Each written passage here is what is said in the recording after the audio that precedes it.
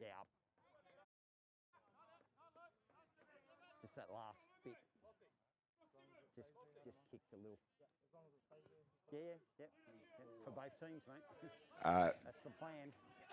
Welcome, ladies and gentlemen, wherever you happen to be in the world, to the day 2 of Softball New Zealand's presentation of the 2024 National Open Club Championships. Day 2, game 2 here on the Diamond 1, the Sorensen Field. We have Porirua City United taking on the visitors Papanui from Christchurch. Porirua in their black strip will be sitting in the third base dugout. Papanui in the gold and white in the first base dugout. Papanui currently up to bat. We'll quickly run you through Papanui's batting lineup while we're here. Lead off for them is number 77, Josh Lubowiski. He'll be followed by Jackson Watt.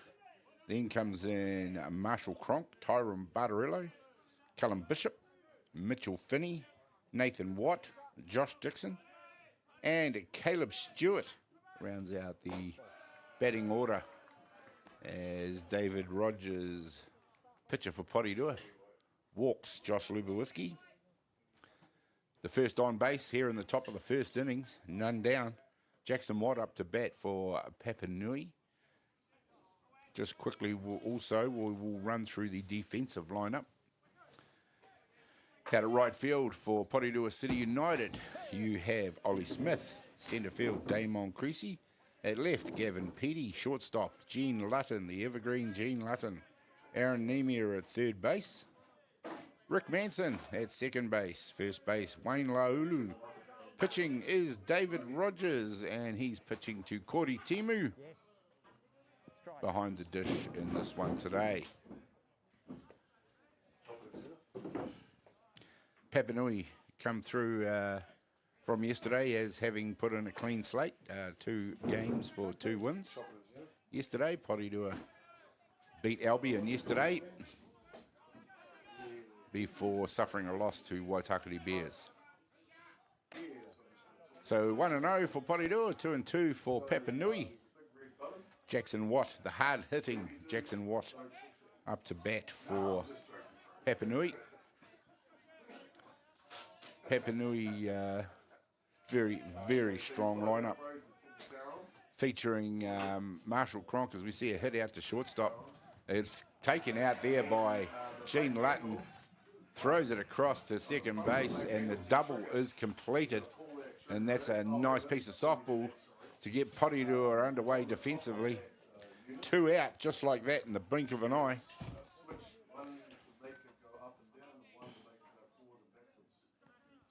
Brings to bat number 7, Marshall Cronk. Of course, Marshall Cronk, a feature of the world champion Australian team at the last World Champs. He's listed in the lineup as the number 3 hitter and also the pitcher for Papanui. He's one of the softballers. There seems to be more and more of them these days who has all the tools and can do whatever job required of him out there on the diamond, including hitting the ball extremely hard.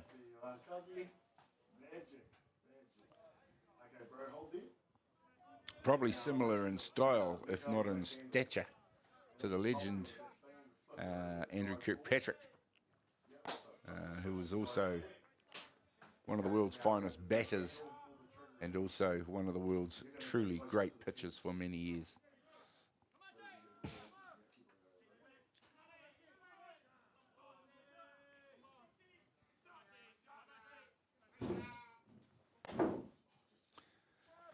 A little bit cooler here again today for day 2 of our competition. It is about 16 degrees out there. We've got a decent sort of a breeze happening, but it's still a very, very nice day for softball out there. The breeze will actually help the batters out there today. It's a nor'westerly, so not straight at the batter's back, but definitely going to help that ball sail towards the fence if it's able to be got a hold of. Ball 3. Strike 2. Porirua, without being unkind to them, feature probably one of the oldest infields and also most experienced infields in the tournament. As we see Marshall Cronk holes out at first base, taken out at first base for the third out here in the top of the first innings. 1, 2, 3 up and 3 down. That went by very fast. We'll take a quick break. And when we come back, we'll see what Porirua can do when it's their turn to bat. How come I'm down a bit?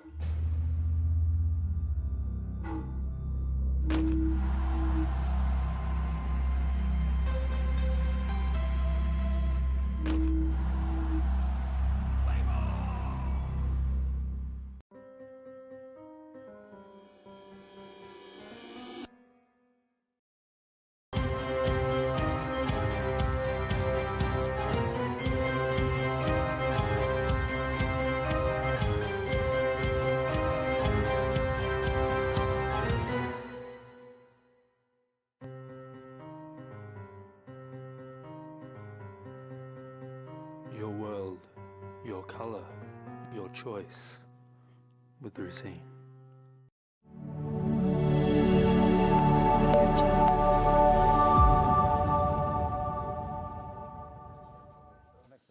Welcome back, ladies and gentlemen. We're in the bottom of the first innings here at the 2024 National Open Club Championships, where we have Papanui out on the diamond taking on a Porirua City United. Papanui from Christchurch. Top of the innings was a 3 up, 3 down affair, so there's no score in the ball game. Quiet-ish start. Fine double play by the Porirua infield to get that one going. We'll do the lineups in reverse. We'll run you quickly through the Porirua batting lineup. The leadoff hitter for Porirua will be number 5, Damon Creasy. He'll be followed by Gene Lutton. Tueta Bishop comes in as the DP. Wayne Laulu comes in at number 4. Corey Timu, Rick Manson, Aaron Nemia, Gavin Peaty, and number 9, Ollie Smith round out the order for Porirua. Out there defensively for Papanui will go to right field, Jackson Watt. Centre field, Josh Dixon. Left field, Josh Lubowiski. Mitchell Finney at shortstop. Tyrone Bartarillo in the hot corner. Second base, Caleb Stewart. First base, Callum Bishop. Doing the pitching out there on the hill, Marshall Cronk. He's throwing the balls into Nathan Watt. There's a hard hit by Damon Creasy. Goes straight through the glove at third base. Tyrone Bartarillo. Porirua underway straight away with a runner at first. Very dangerous batting lineup, this Porirua lineup, and if they get going, you will definitely see fireworks. Having said that, facing an international pitcher of some of the highest quality in Marshall Cronk. Big lead from Damon Creasy.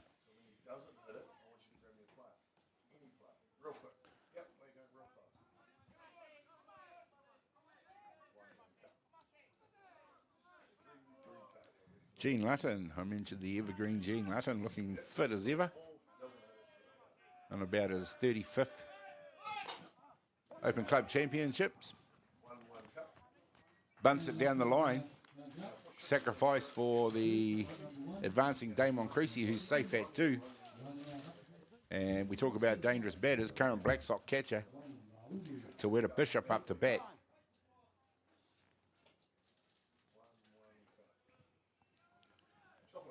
Tueta back in New Zealand a few years ago now. Immediately made his way into the national setup. I've actually got 2 shirts on underneath, so I don't wear jackets. But brought a lot of the baseball experience that he was able to gather from playing around the world back to Porirua City United, his home club. Play ball.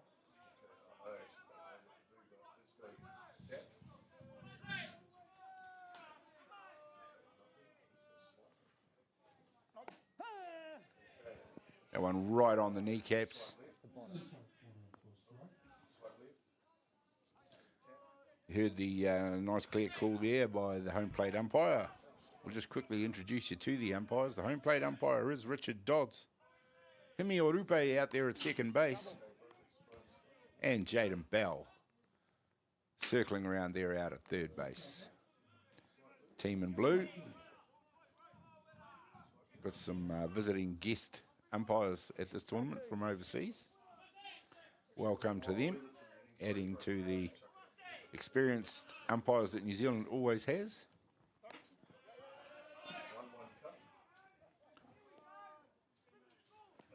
Of course, none more experienced than the chief umpire at this tournament, which is Wiramu Tamaki. Ball one, strike two. Damon Creasy's made his way all the way around to third base. And with none down, Tawera Bishop gives that a light tap, and it makes its way all the way to the outfield fence in foul territory. Just to let you know what sort of power he possesses.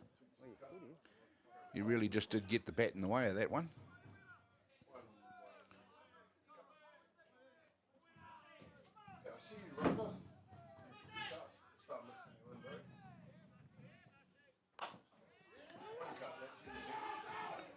Oh, nice pickup by Caleb Stewart out of second base, but that's a throw he will want to forget pretty quickly.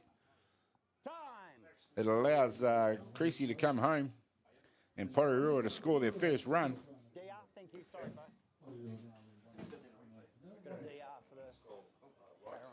Nice work to Bishop. Probably didn't hit it exactly where he wanted to, but he managed to be safe at one as well. They've brought on the DR, designated runner, Tane Landon Lane. And up to bat is the very, very, very strong hitting of Wayne Laulu. For many years, one of the most feared hitters in world softball. Obviously still is.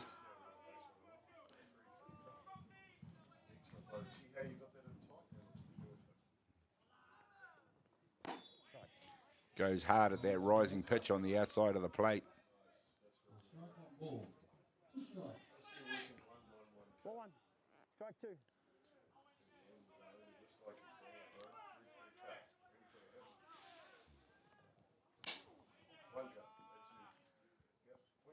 Double. Cronk goes for the change up on that one. Laulu fouls it back. Runner safe at one still. Porirua 1-0 up in the ball game over Papanui.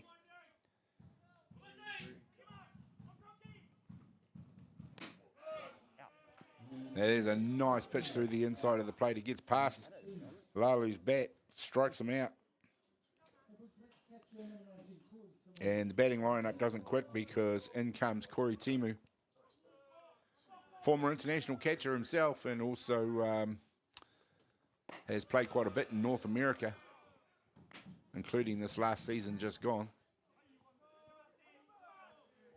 A successful season for him.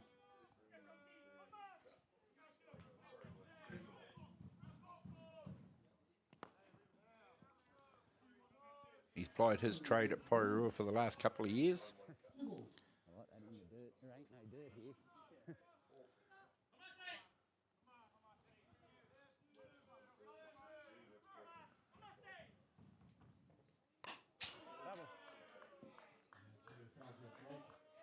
Fouls that one back. 2 down, 1-0 in the ball game. And Corey Timu up to bat. It's a dangerous time for Papanui. They'll want to get out of this without hurting the scoreboard anymore. Corey Timu was throwing this one straight up in the air. It's gone a long way up.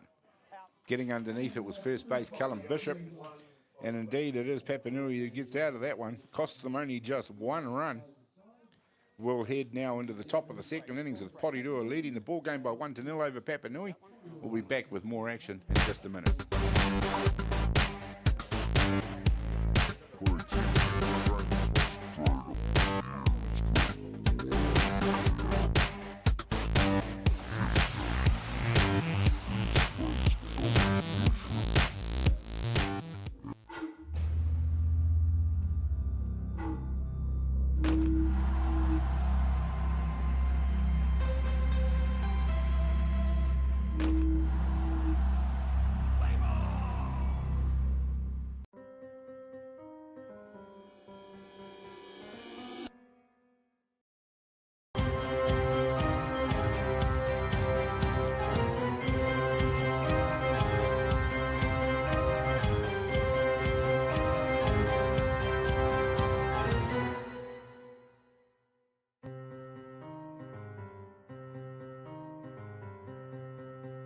your world, your colour, your choice with Racine.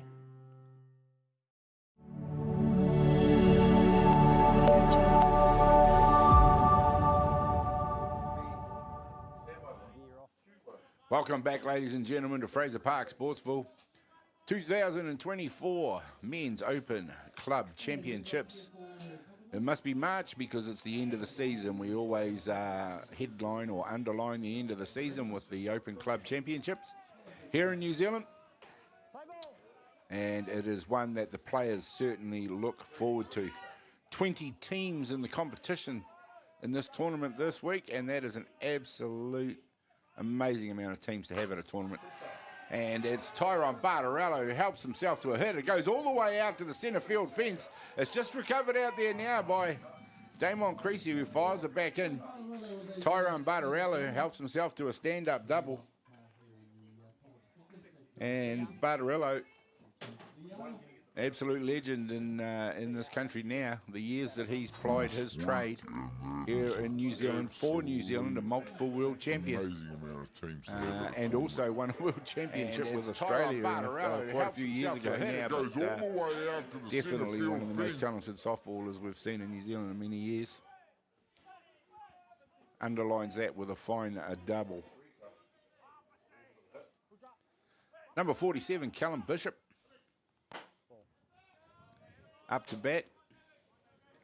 And for every hard-hitting batter that Porirua has, this is one of the lineups in the tournament that will be able to match him.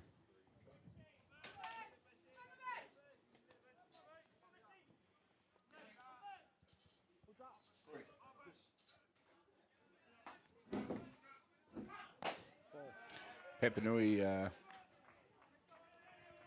very well. Have done very well at National Open clubs in the last few years.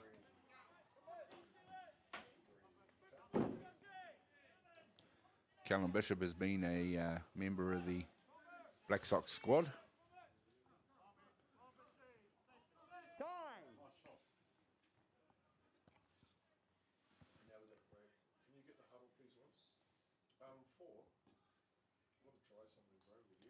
When things take a break, as Porirua just need a little bit of a discussion.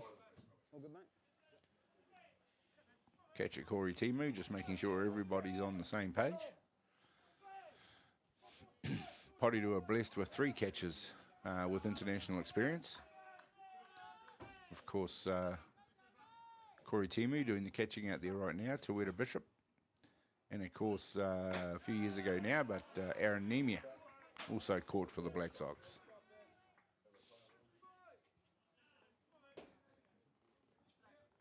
Ball 3.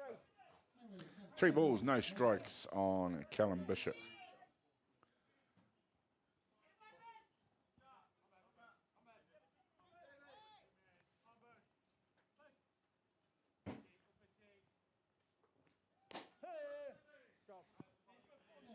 Comes back strongly, does David Rogers with that pitch. Can hear the slap of the leather on leather there, and nice and clearly in our microphones, as well as the call of the umpire, who is mic'd up out there as well.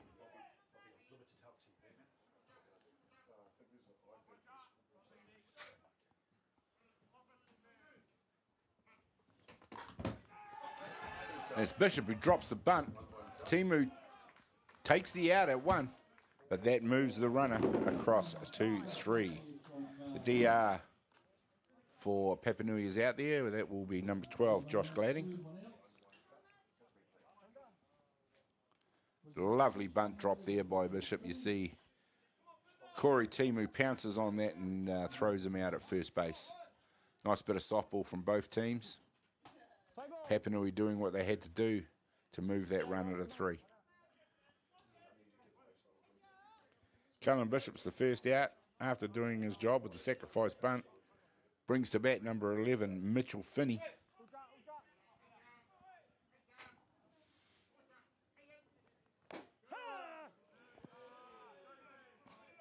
Good start by David Rogers.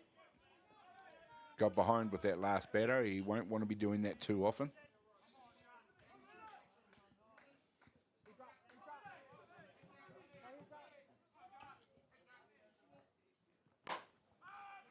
Now we've got a towering fly ball heading towards centre field. The batter at 3, the runner at 3 has tagged up.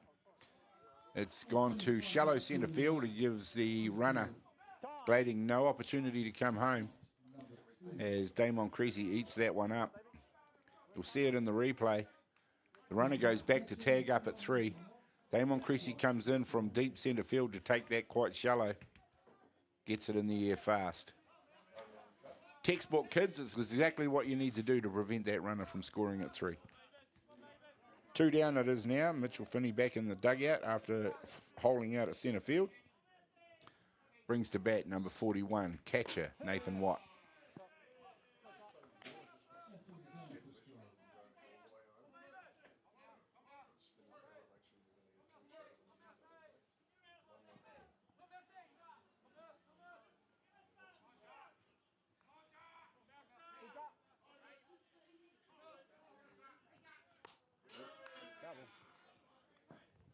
Good to see David Rogers out there. And he's had some problems with injury. Fit and seems to be firing on all cylinders.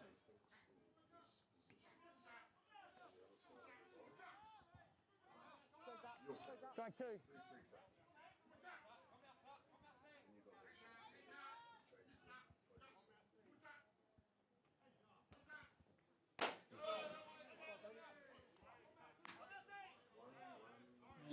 Definitely a pitcher for Porirua who's capable on his day of keeping most teams quiet.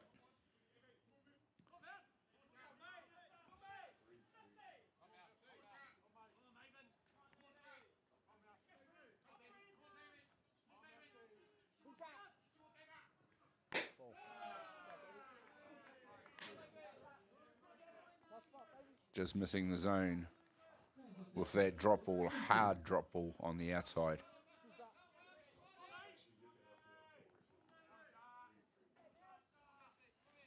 And the clouds are just a little bit of a feature today, unlike yesterday where we had clear blue skies. It's kept the temperatures a bit cooler, and we've seen Nathan Watt, who's just angled that one out to right field. He's found the grass with it, and that will even the ball game up as Glading comes in from third base. 1-1 the ball game is now. Nathan Watt safe at first. 2 down here in the top of the second innings. Number 4, Josh Dixon up to bat for Papanui.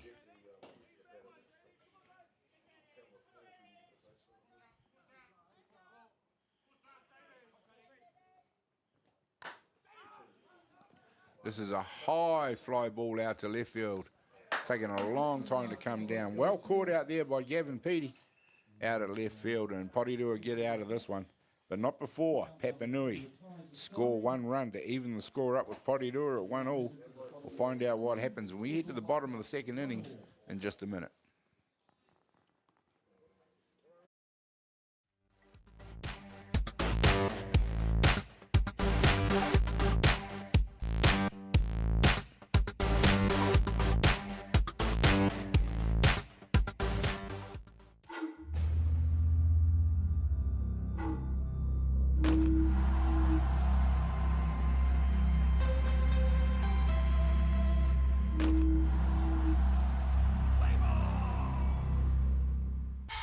Try a trade. Try welding, plumbing, carpentry. Try automated trade skills, material fabrication, electrical. Try painting. Try tiling. Try a trade. Starting this month, a 7-week program in partnership with WeldTech and Whitireia. Uncover your passion for a future career. Open to all ages. Register your interest today.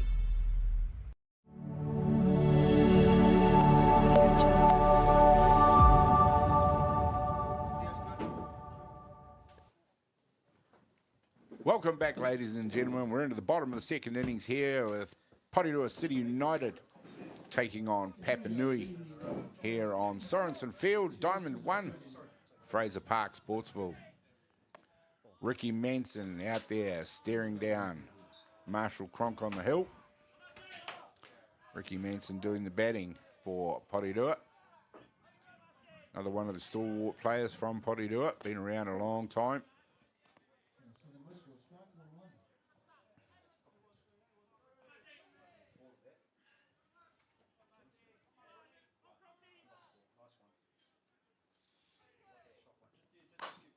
Hits one hard out to shortstop.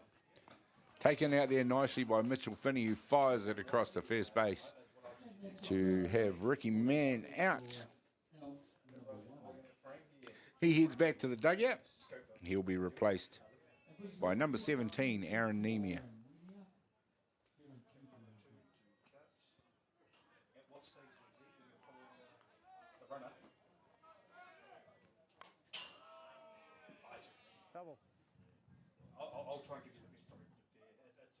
Aaron Nemia fouls the first one back to the fence.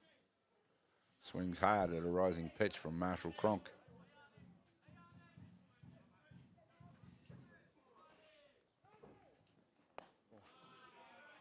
Home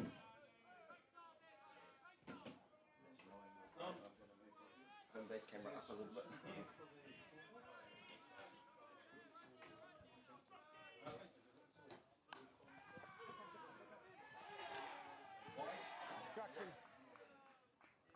Nemia eventually flies through first base there on the bunt. Quite an athletic run to first base, that one. Goes sprawling out on the dirt. Nevertheless, he is safe at one. A little bit of a comedy of errors at first base there by Papanui as they were unable to control that bunt.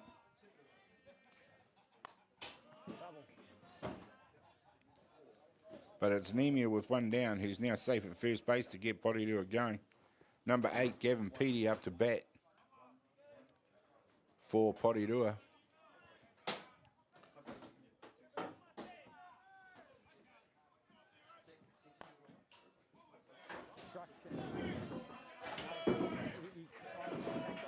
I had contact on the glove. No, I had contact on the glove. And Petey goes to first base, advancing the runners. Contact on the hand, on the glove. As you heard the umpire say there. DR running for the guy at second. Thank you. Porirua bring the DR in to run for Nemia at second base. And that is a number 77, Tane Landon Lane. Up to bat for PCU now is number 7, Ollie Smith.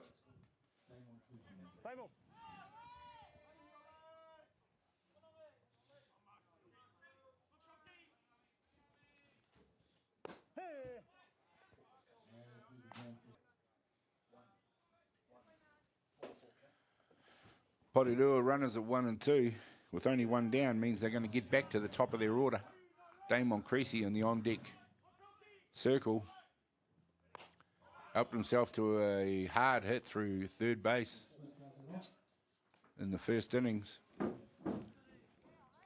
to give Porirua the opportunity to score that run, which they did.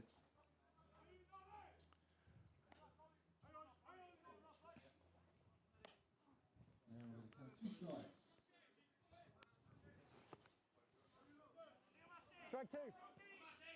2 strikes, no ball on Ollie Smith.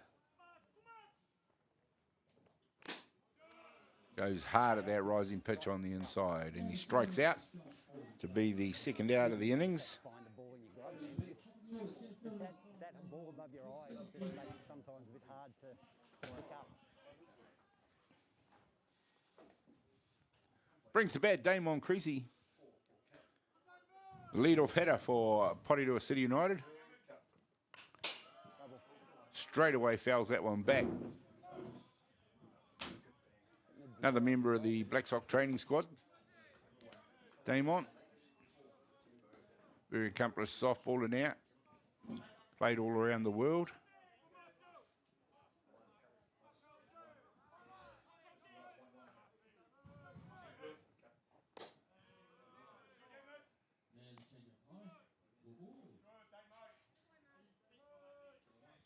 And Marshall Cronk seems to possess several variations of his changeup. As he shows as he pulls the strings on that rising delivery. Promptly follows it up with a change of pace on a drop ball.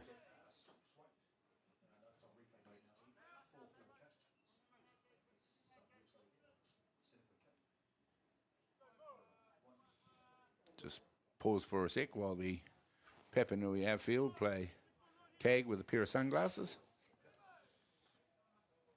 Ball one, strike two. 1 ball, 2 strikes on Creasy.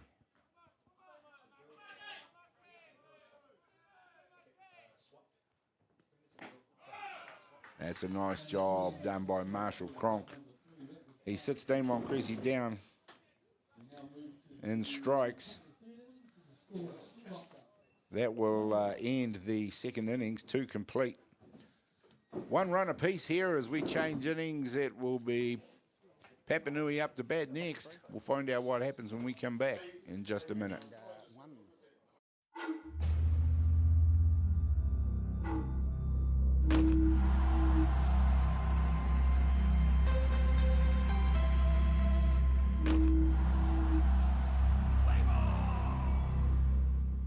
From the humble beginnings of a Wellington garage and with a good helping of Kiwi can-do, Resine have been proudly colouring New Zealand since 1946. Environmentally approved quality paints, colours and expert advice, all available at your local Resine colour shop. Our friendly team are here to help you get the best results for your project. With creative colours and innovative paint all made right here in New Zealand. You can rely on Resine to get the job done.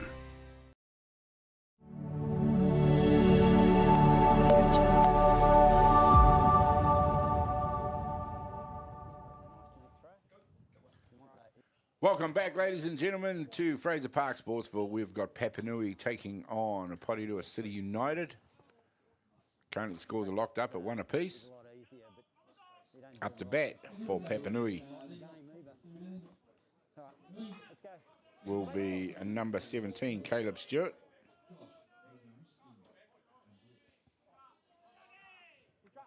Number 17, Josh Lubowiski,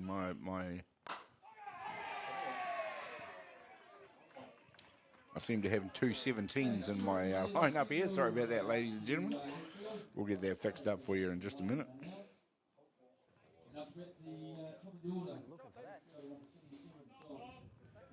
There goes my error there. Number 77, Josh Lubowiski up to bat now.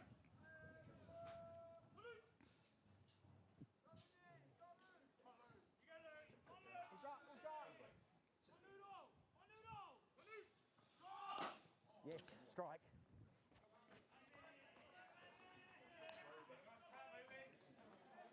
I suspect the swing of that one was just to get any thought of firing the runner out at 2 out of the mind of the catcher, as the runner has advanced to 2. Yeah, almost off your feet, but that's okay. Bit of humour out there from the umpire. Porirua come in for another. You're going like this, and I go, oh shit, there's a bat up there.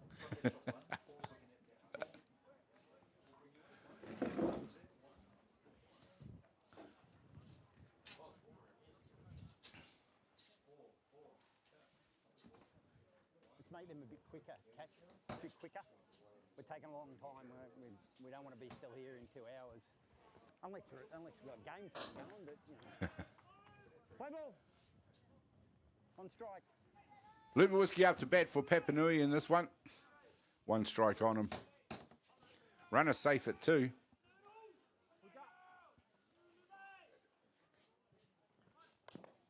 Foul ball.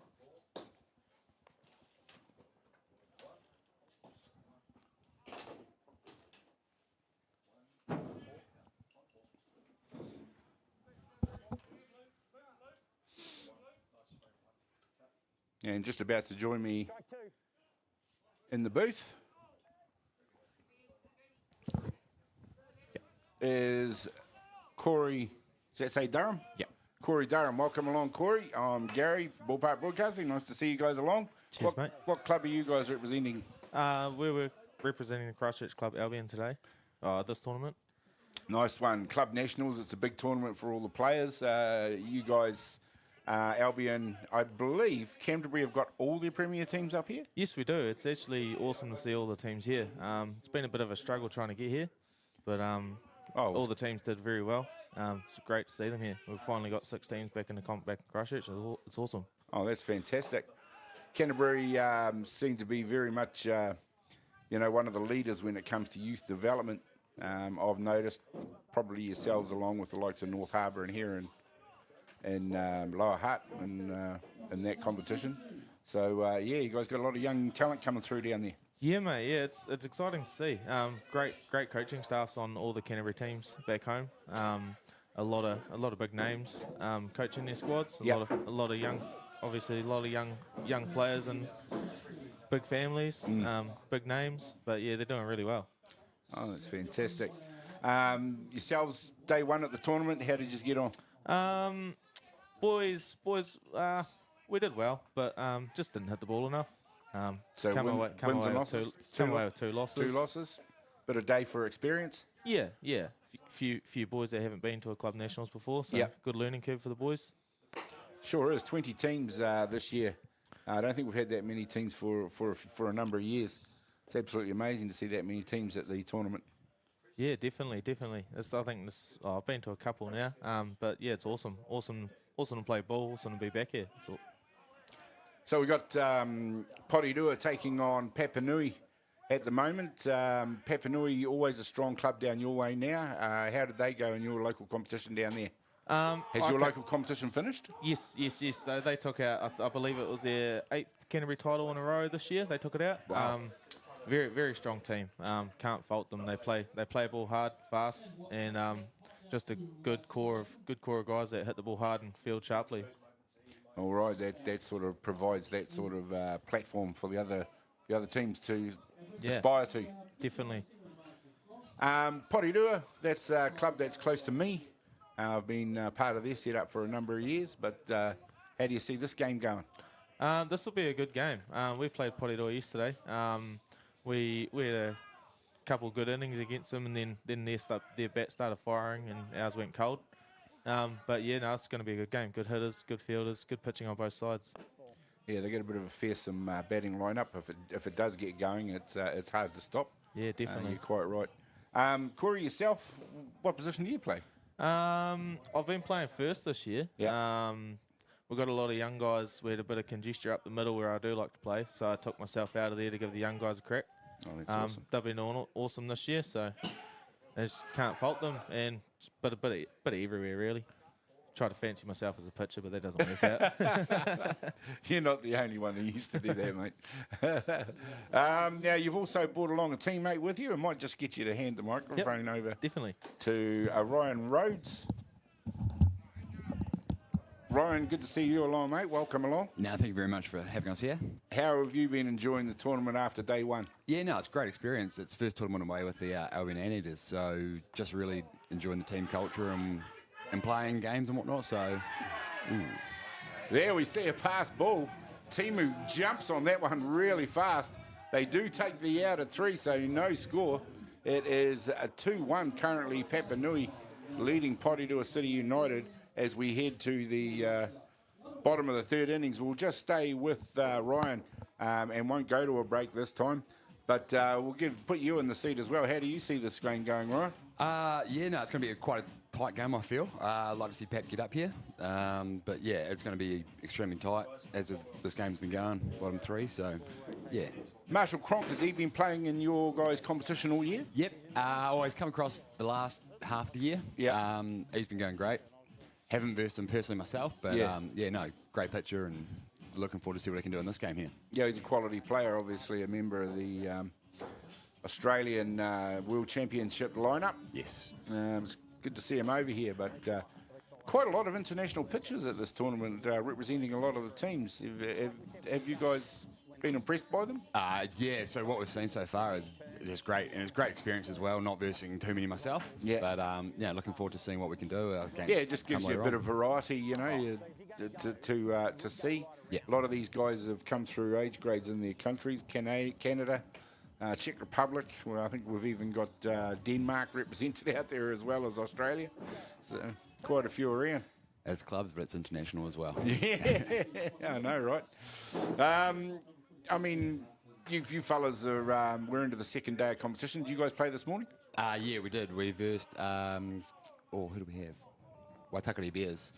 We went down 7-0 to them, unfortunately, but yeah, just had a couple good innings, but just wasn't enough, really. Excellent, excellent.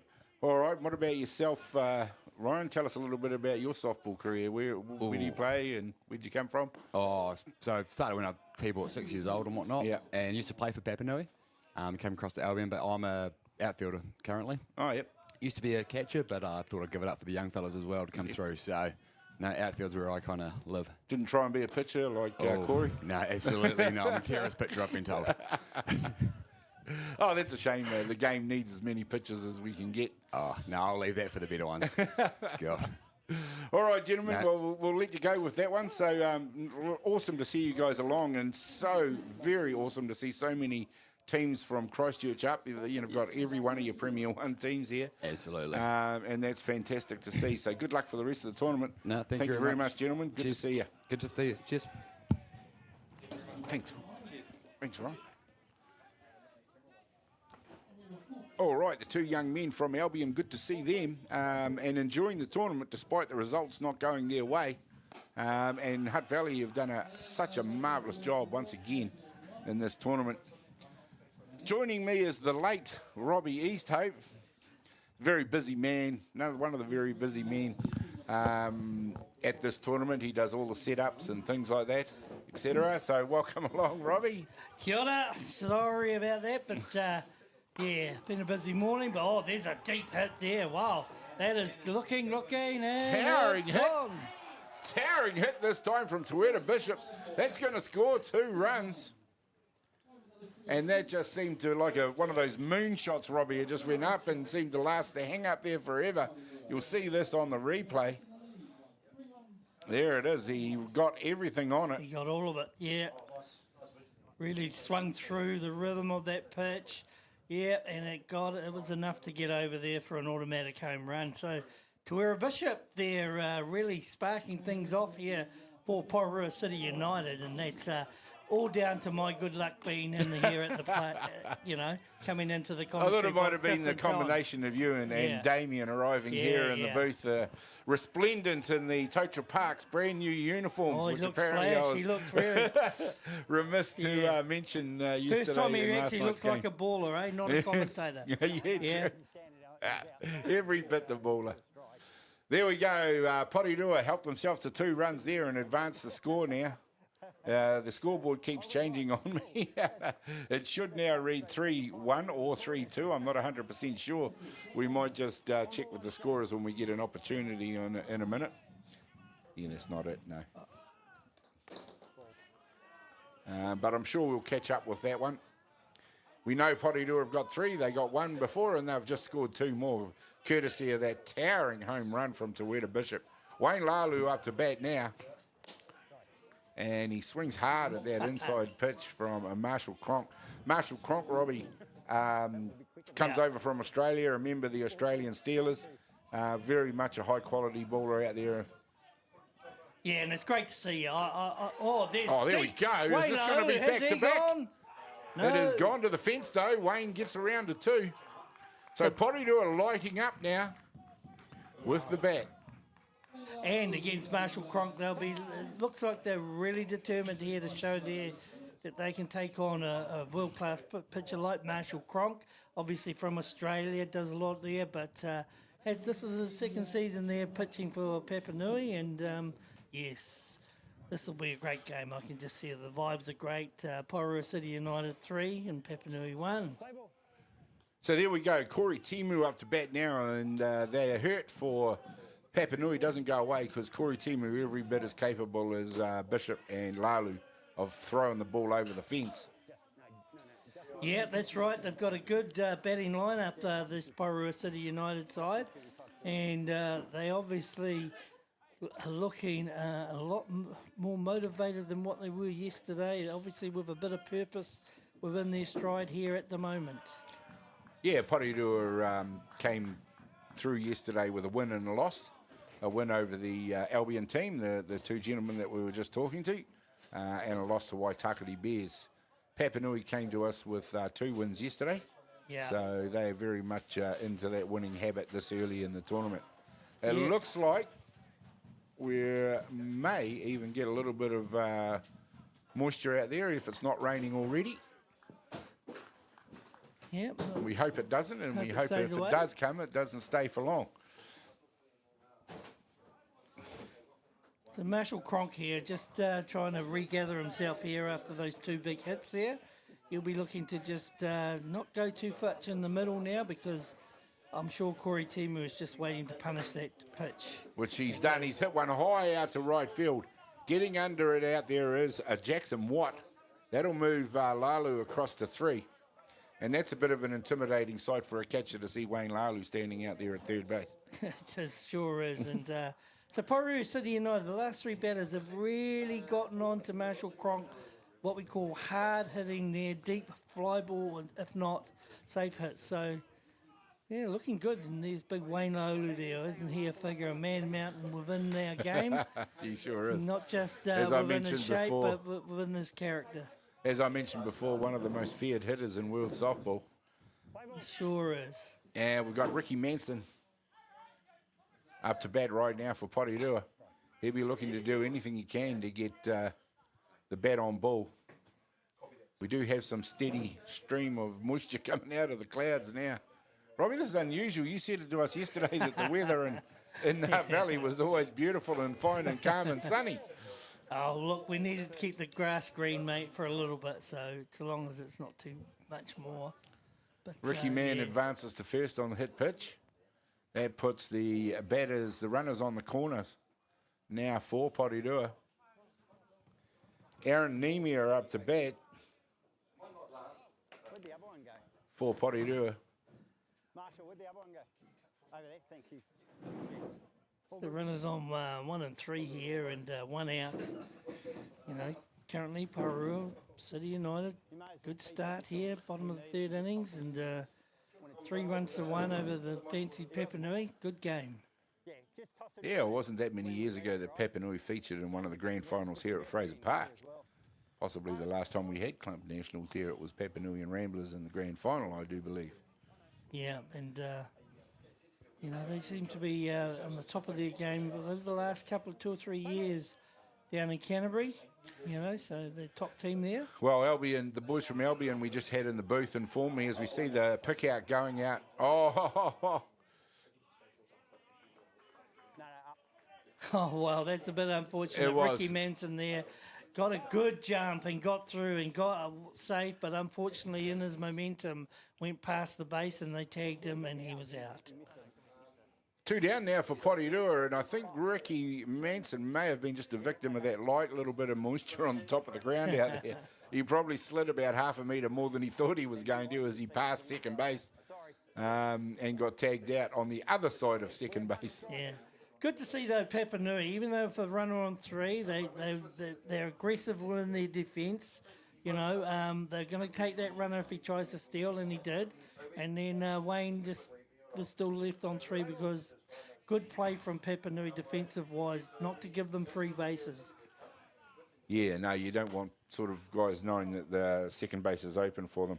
Nathan Watt, the catcher for Canterbury, has good arm. He's caught for the Black Sox, so definitely an experienced man in that situation. 2 strikes on it's Aaron Nemia up to bat at the moment. Pitch comes in from Marshall Cronk. Big smile on his face, but I'm not sure he's enjoying the conditions out there right now. No, well, they'll be a little bit different to Australia, but Yeah. I'm sure that he'll get used to it and good old-fashioned Kiwi weather. It is a nice, warm, hot, balmy, about 14 degrees. There we see Ricky Mann hits one out to left field. He rounds first base, but it's Wayne Laulu that comes in to score for Porirua City United. Now lead the ball game by 4 runs to 1 over Papanui. We're in the bottom of the 3rd innings here now, Robbie, and that is a pretty handy lead. Well, I thought Aaron Nemia there was very patient in his approach to the box there, and Marshall Cronk, made him pitch a fair few pitches. Marshall came in there with that sort of just was meant to be an inside town pitch, but it left it over the plate, and he was very patient, just stroking it away, scoring a run. So Aaron Nemia doing a nice job there for the Porirua City United side and scores. You know, that's disciplined batting. Disciplined batting. He really did pick his moment there, and he hit it through the 5-6 hole. Exactly where he needed to go to ensure the runner got home from 3, but also to make sure that runner was safe at 1. Up to bat for Porirua now will be Gavin Petey. And Porirua looking very good in this one at the moment. Of course, let's not deny the fact that Papanui also go deep in their batting order and are fully capable of coming back in this one. Yeah, I suspect this is not the end of it here. Papanui, like you say, Gary, they got a good, strong offensive batting lineup. Petey got the first at his last at bat, courtesy of being hit in the hand.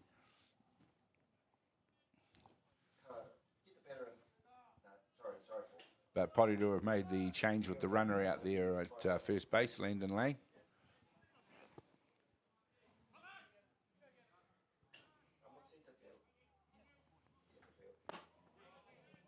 Swing. Yeah. And there we go. Cronk sits down Petey for the 3rd out. So anyway, that'll end the innings for Porirua, who helped themselves to 3 runs in it. They lead the ball game over Papanui by 4 runs to 1.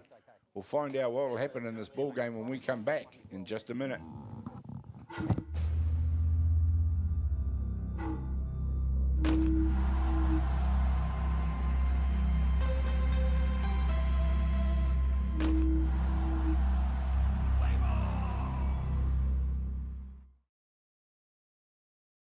Rusty Bumgardner has done it all.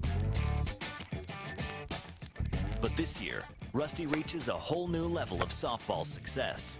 He's going to Beijing. Rusty. Rusty. Rusty, have you seen my glove? As the equipment manager.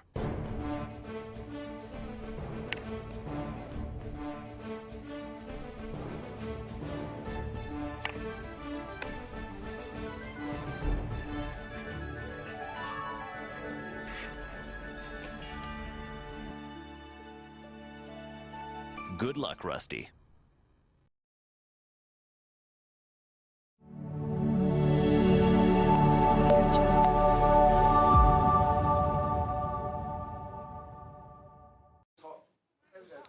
Well, welcome back, ladies and gentlemen. We're now into the top of the 4th innings with Porirua leading this one. So we see a lead-off hit by number 7, Marshall Cronk, for Papanui. Gets himself safe out there.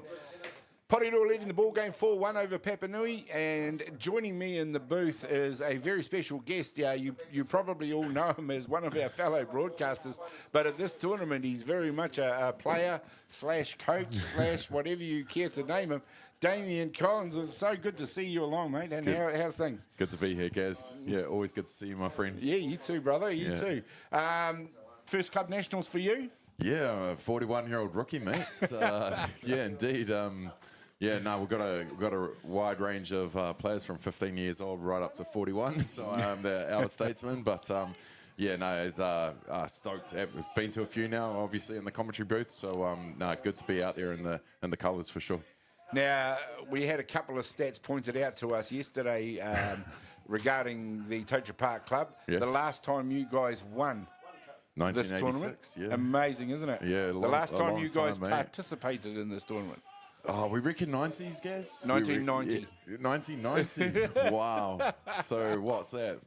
34 years or something. Yeah. Wow. And in the competition this year, you guys feature in the Premier 2 competition? We play in the Premier Reserve. So Premier Reserve. That's on a Thursday night we play in the Premier Men for Hutt Valley. And on Saturdays we play in the Intercity Premier Reserve. So how we qualified for this was we play P1s on a Thursday. Mm-hmm. We play against Hutt Valley Maris, Hutt City United and Hutt Valley Dodgers.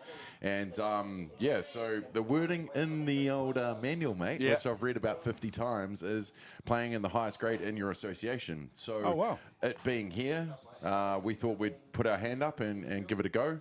Last time it was here, we had a couple players loaned out to other teams, and unfortunately they signed transfers the season after. So we saw an opportunity, mate, and here we are. And we're giving it our all. We probably seeded 20 out of 20, but don't be hard on yourselves, mate. You put in an excellent effort there last night in that game against Marist. Yeah, we always love playing Hutt Valley Marist. Got a lot of mates over that side of the hill. And always a good battle. We've probably drawn 3 apiece now this season, I think, in playing each other. But of course, last night the 2-1. A lot of good positives to take away from it for sure. Yeah, definitely a team of battlers. I noticed, Damien, and it's amazing, absolutely amazing to see you guys in the tournament stepping up. And I was also commenting to the Albion boys, how good is it to see every single Premier team from Canterbury up here?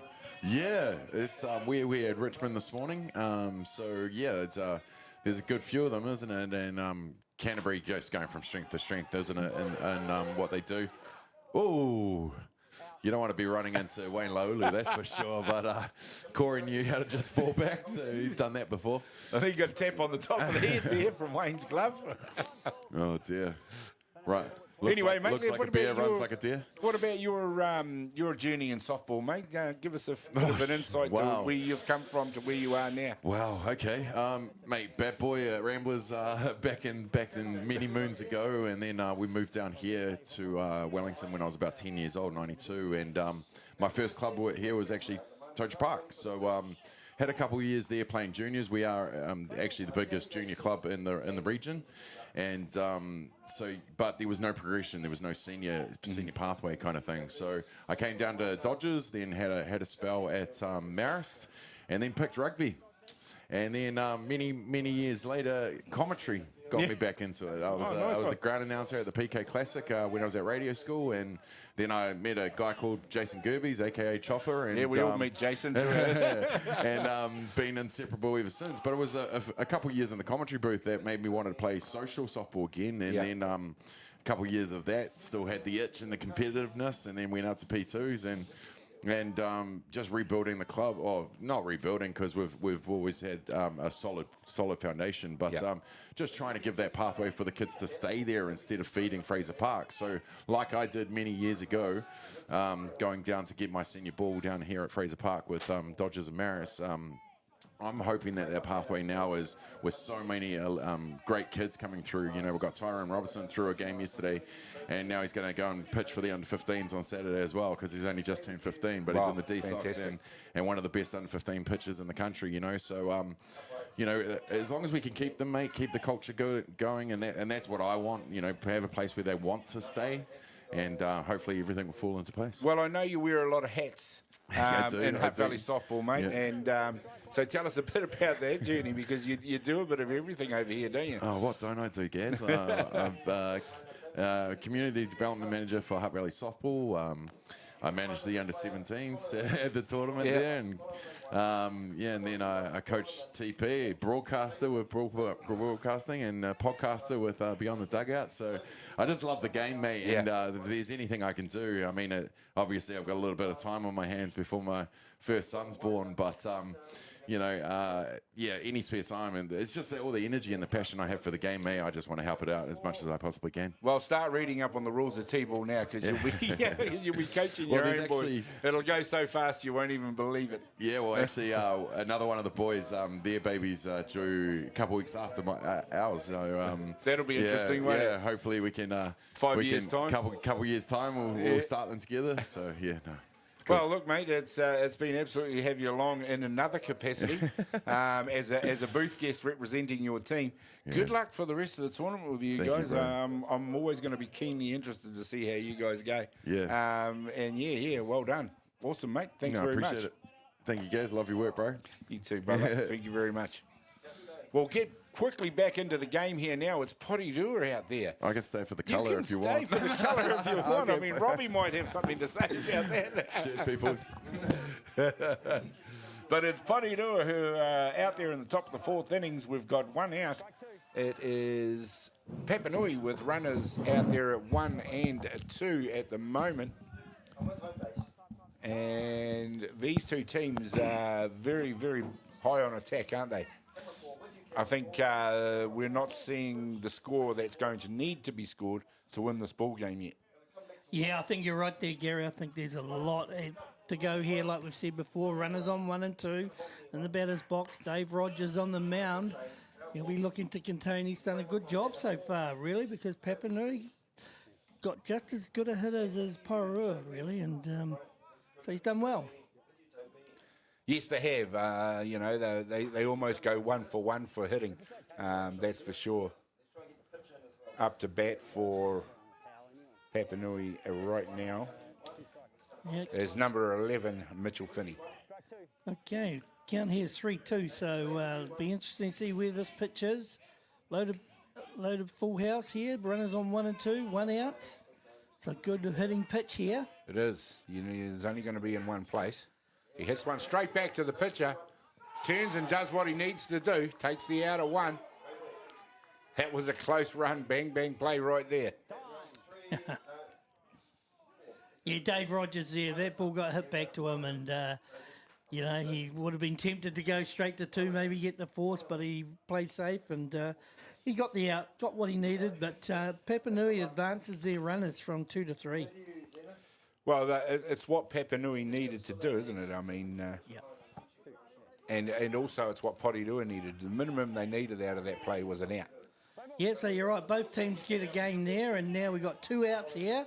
And the batter up here, runners on 2 and 3. Here we go.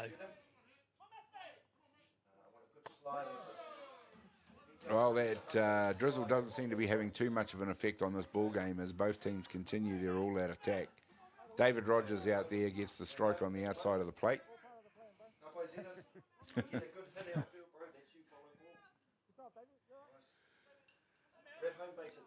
Corey Timu communicating with his pitcher.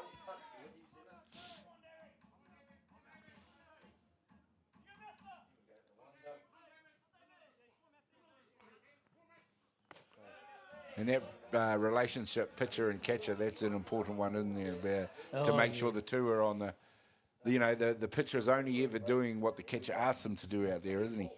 Yeah, and Corey Timu's a very experienced player, smart man, smart catcher. He'll know to try and just get the best out of Dave Rogers here.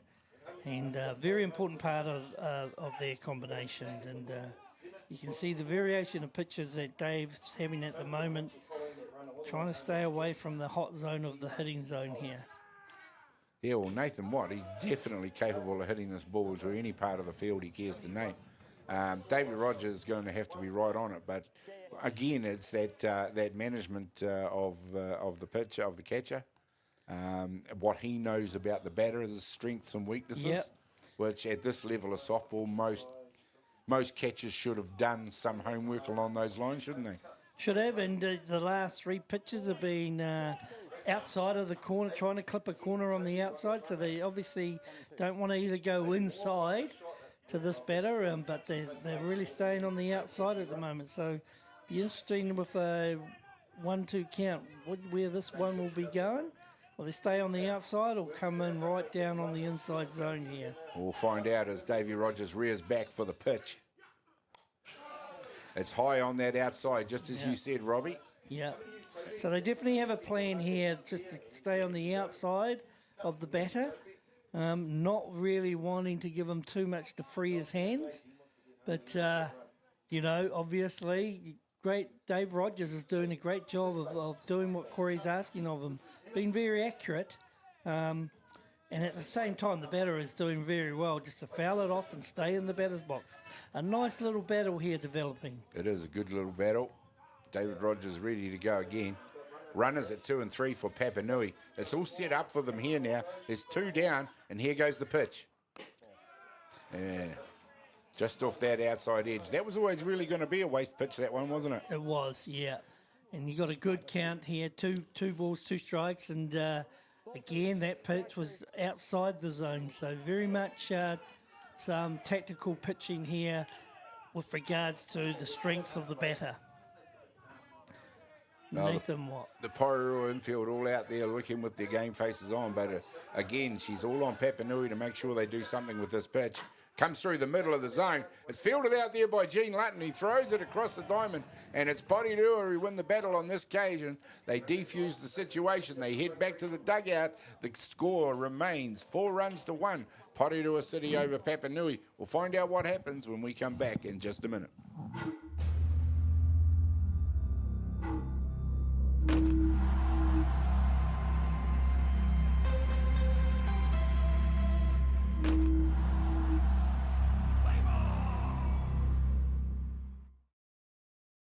Rusty Bumgardner has done it all. But this year, Rusty reaches a whole new level of softball success.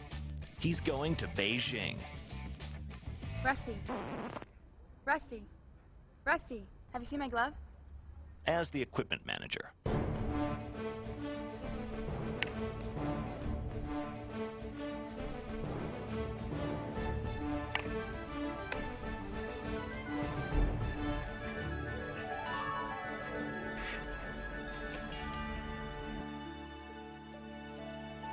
Good luck, Rusty.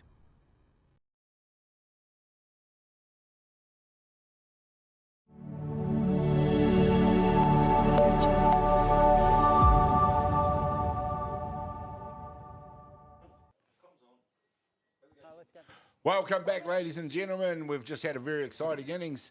Papanui not able to impact the lead that Porirua enjoy over them. Marshall Cronk goes to work out there. This time it's against number 9 hitter and number 7, Ollie Smith. That'll bring to, in the on-deck circle, number 5, Damon Creasy. Porirua are definitely looking dangerous through that 2, 3, 4, 5 area with their bats. Yeah, well, it's a pretty, pretty stacked lineup, isn't it? Yeah. They've been around a while. All have national honour ambitions, well, except maybe Gene Lutton, who's an experienced campaigner, and we can go from there. But young Ollie Smith there coming in there. I like the look of that boy.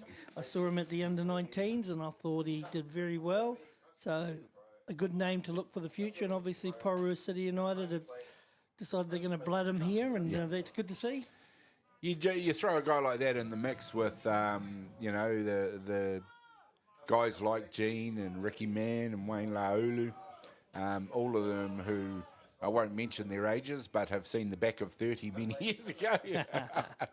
There we see a towering shot out there to right field. It's Jackson Watt that gets underneath it and takes it comfortably, and Damon Creasy getting some good contact on the ball. It's probably just a matter of time before he hits one really hard. Yeah, he's good. He's a good lead-off batter in my view. He really, it's disciplined where it is, but if it is in the zone, he'll always get back to ball on it. And that one just missed and he got underneath it a bit. But no, he's one to watch out for.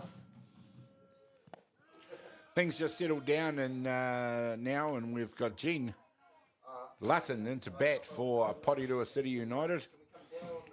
Yes, Gene, well, his age is irrelevant, bit similar to the lot, but he's been around a long time. But he looks in good shape for a man of his age, Oh, we'd all wish we'd kept ourselves in that sort of shape. Gene always comes into any game of softball he plays fit and ready to go. He absolutely loves it, but very much a part-timer these days as his day job now as a firefighter. Doesn't allow him to play full-time. Yes, and it's interesting that in his occupation and that the player he's replacing, Zach Boyd, unfortunately is up in Rotorua qualifying to be a firefighter, so that there and... Gene's had to step in from his coaching role and into the plane. Well, there you go. You've got Gene setting the example on and off the field. Yeah, so I'm sure Zach will want to. Maybe he's available in the weekend and he'll play a part in that. But look, I think Gene's done a great job so far. Holding the reins in there, and Porirua there have got a very good team and. They've backed him all the way there to come back in and play competitively. Well, I think it just speaks to the depth of their squad that they can bring Gene and leave a guy out like Zach Boyd, who is becoming more and more of an important part of the current Black Sox lineup. And it's not so much leaving him out. He's obviously away doing other things at the moment. But he's listed on the team sheet, so he's going to be here at the tournament at some stage during the weekend. I would suspect it's in the weekend or maybe on tomorrow. And... look, this is the good thing about it. You've got to earn a living, but it's great that they stay in the sport, and that's what stay in the sport. We're a grassroots sport. It's not one of those sports where we have the luxury of being able to, play it full time and earn a living in it. It's absolutely the other way around. We still all do our day jobs to support our weekend hobbies. So Gene Lutton here in a 3-2 count, so there you go. You know, if you're looking at your times at bat and that, getting to a 3-2 count, you've done a good job. Yeah. You're not quite there yet. You've got 1 foot in the door. You're getting that. You're putting the pressure on the batter, and now can he come into the zone? You're a bit more relaxed in there, and then anything close, you got to go with it. But a good at bat from Gene, and there you see. One thing about Gene, wherever I've seen him play, and at whatever level I've seen him play, he's never been an easy out. No, and he's doing a hell of a job here at the moment at the at bat. You know, with the counts the way it is, you know, and full house, and he's saying, you've got to beat me here. I'm not going to let anything go close, and I'm going to swing if it's close enough. And this time it's Gene that keeps himself in the battle. I'm sure Marshall Cronk on the mound for Papanui will be starting to get, well, this guy just go away. He's making me throw more pitches than what I really need to. And, you know, so good little mini battle here between these two. And I suppose who will get the one-off glory will be decided in the next couple of pitches. Well, it's 3-0. Well, it's not 3-0, it's 3-2. So you do have a full count there. Porirua leading the ball game 4-1. It's 2 out. So Gene's only got one destination in mind, and that's first base. He sure has, and he'd be wanting to carry that on. And, you know, and look, he's got that 3-2 count. He's just looking there. Anything close, I'm getting bat onto ball. Because he knows if he can get himself out onto that base, Robbie, as we see Cronk throw the pitch in, and that's a lovely rising ball on the inside, and that really has been a money ball for him. But Gene Lutton, after a good battle, heads back to the dugout as the third out here in the bottom of the 4th innings. We'll head to the 5th innings now. We're getting through them quite quickly now, and we'll find out what happens when we come back in just a minute.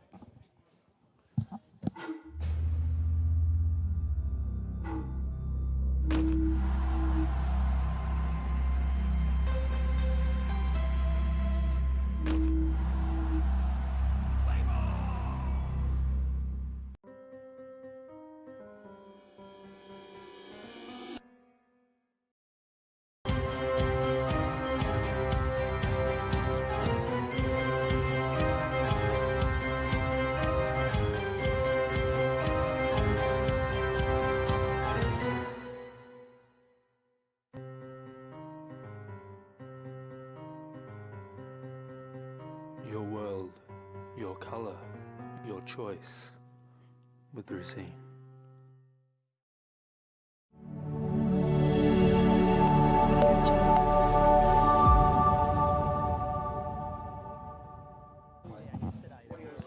Welcome back, ladies and gentlemen. Here we are at 2024 National Open Club Championships, Hutt Valley, the home of softball.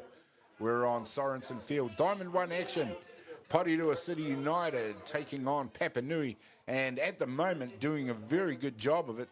They're leading now 4 runs to 1 over the highly touted Papanui team, who are absolutely stacked with international talent. Robbie, and this is an intriguing game we've got in front of us. Yes, it is, and so far the points are all going to Porirua City United. And just on that last bat where we were talking about Gene Lutton having a nice battle with Marshall Cronk, getting the 3-2 count, that last pitch of Marshall Cronk's was superb, rising up through the zone, tempting Gene to go at it, Joe. Well, you mentioned it. You mentioned it yourself, Robbie, that it was going to take a pitch out of the top drawer to get Gene out of that one, and the line he pitched that one in really gave the batter no option. It was on the inside. It was a rising pitch. It was right on the hands, and of course Gene had to pull the trigger. I'm really surprised that Papanui haven't quite got on to Dave Rogers, but that's a credit to Dave Rogers and Corey Timu, where they're going as a combination. He's really done well on the mound today, so far on this one. Done an absolutely fantastic job out there. They've got a couple of pitchers in the squad. Porirua, you've got Sam Marley and Luca Mollison sitting on the bench for them. If needed, Sam Marley's an accomplished pitcher. Doesn't do as much of it these days anymore as he did when he was really focusing on it.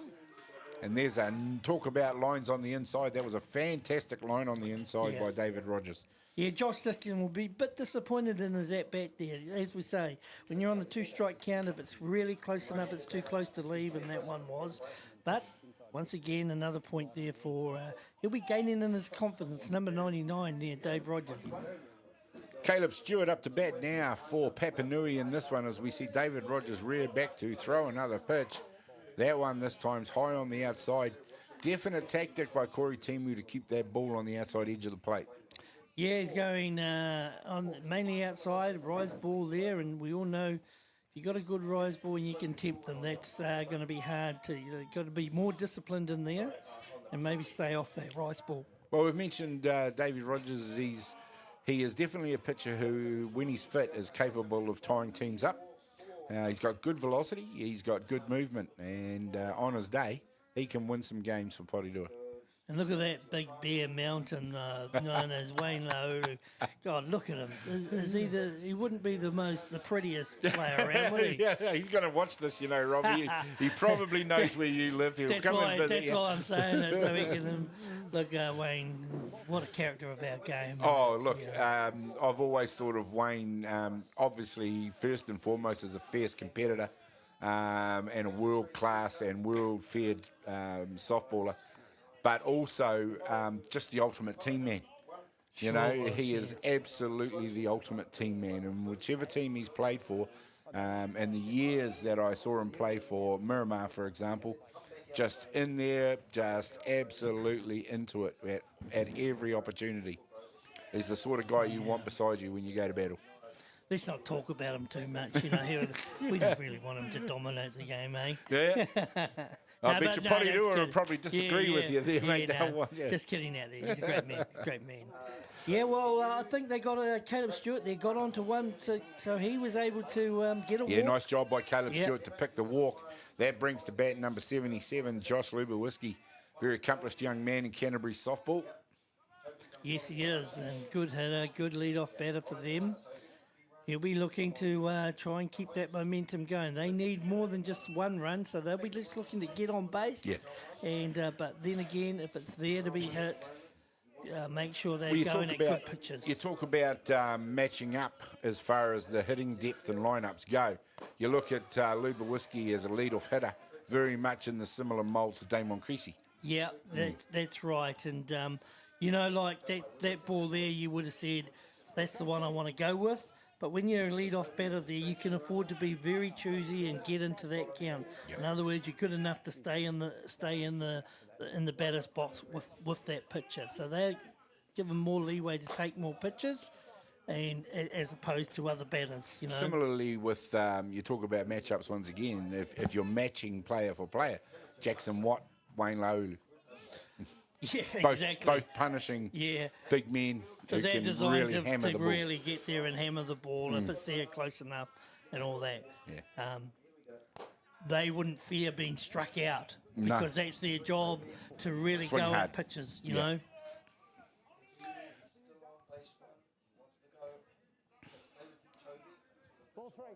Interesting work, though. We've got Papanui out there with one down. A runner safe at one. Josh Lubowiski up to bat, the top of their order. So now we're seeing Davey Rogers all of a sudden finding it hard to find the zone. He's now walked two batters in a row, and that does make life difficult for your team, doesn't it? Yeah, so the tactical nous of a lead-off batter, just looking to, you've got to be good enough to get in there. Disciplined batting, then he's a good lead-off batter. If we look at the previous batter, number 9, similar traits to a lead-off batter. You know, just get on for us. Just get on for us. We've got a number 2 batter here. What are they looking at? Either they've got power, which they have, and Jackson Watts, you know, as opposed to, you know, the old school days of a number 2 batter. You bunt him around or you move him around. You know, obviously Papanui, this is a change in style with some of these teams. No, our number 2 batter is going to be a pure hitter, you know, and we're going with that. Jackson Watt, very much a pure hitter of the ball, but probably definitely capable of doing, if the coach asks him to bunt, he's probably capable of doing it. Yeah. And then we're just looking at a change, huh? Wow. Number 99 is out. Looks like Porirua are going to be bringing in number 20, Sam Marley, in change for number 99, David Rogers. probably not too bad a time for it. David Rogers just having a hard time hitting the zone. Well, I think he's done well up till now, and then, but the old tactical nous there. We're getting into the part of the game where you're either at your second or third time. Yep. So the batters will probably be more comfortable. We don't want them to be comfortable. You want them from the opposition wise. We better make a change. And obviously the last two batters he's walked. He's done his job, I believe. When he's left, they're 4-1 ahead. And now it's up to Sam Marley to take them home. So still fancy Porirua, but look at this lineup for here for Papanui. Absolutely.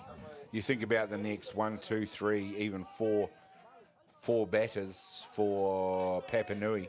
Jackson Watt, Marshall Cronk, Tyrone Barterillo and Callum Bishop. It's the equal of any team here at the tournament in terms of depth and lineup.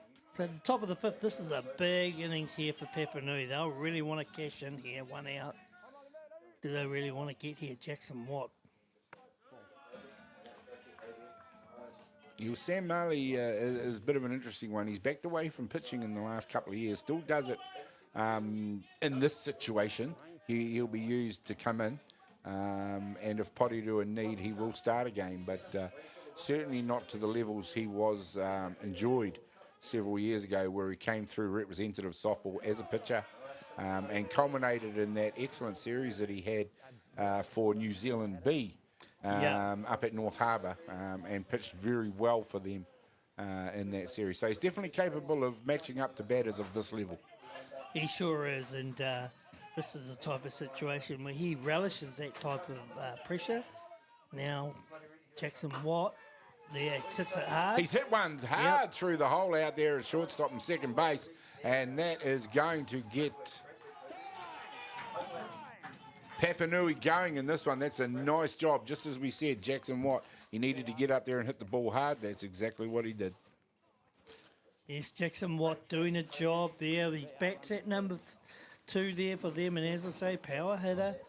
Did his job there, just disciplined enough in the swing to get through, lean on the pitch and get it through. That allows 1 run to score, was it? 1 run scores, yes. Yep. And you've got Luba Whiskey, is it, out there at third base? Designated runner, is it? Designated runner, yeah. Josh Gladding. And here's Marshall Cronk, the Australian, who's obviously very handy with the bat as well. Doing the pitching, he does it all. I first came across Marshall Cronk before the last World Series in Palmerston North at that Pacific Series there, and had the pleasure of commentating the Black Sock Australia game. And my word, he's definitely right out of the top drawer. And Aussie seem to find these guys and put them out into the international arena, and that's why they are the current world champions. Yeah, they're definitely the hotbed of the pitching staff at the moment. Marshall Cronk, young Jack Bisgrove there, and and then we've had Adam Folkart is still there, and we've only just had the retirement of Kilpatrick. Yeah. But good to see them in playing in New Zealand here. And this one's been launched deep. It's going very deep. It lands right beside our centre field camera over the fence, and Marshall Cronk helps him to a home run straight over the centre field fence, and that is going to take Papanui into the lead in the ball game by 5 runs to 4. What a hit by Marshall Cronk. Well, he bats at number 3, and we just seen why he bats at number 3. He really gets all of that pitch, and that innings just felt like Papanui manufactured it, getting on base. They were more than 1 run behind. Yeah.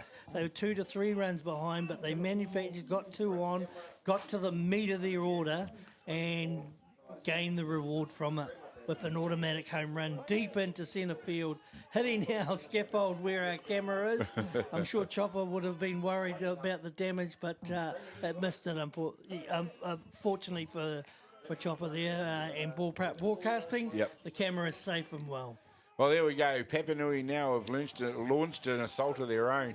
Right out of the top drawer it is too, because they've just been very professional about the way they've gone about their business in this innings, and it is now up to Sam Marley to get Porirua in and out of this one pretty fast.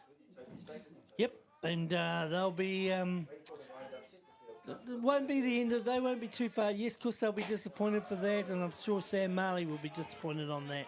But quietly, they'll be saying, "Let's just wait till we get in the batter's box. We've got something to show them as well." So, yeah, that's right. I mean, the two hitting lineups do compare. That's for sure. It's just a matter of with Papanui right in the meat of their order right now. Tyrone Bartarello, with all his years of experience, comes in as the clean-up spot for Papanui. That is absolutely amazing to have him still batting at that level.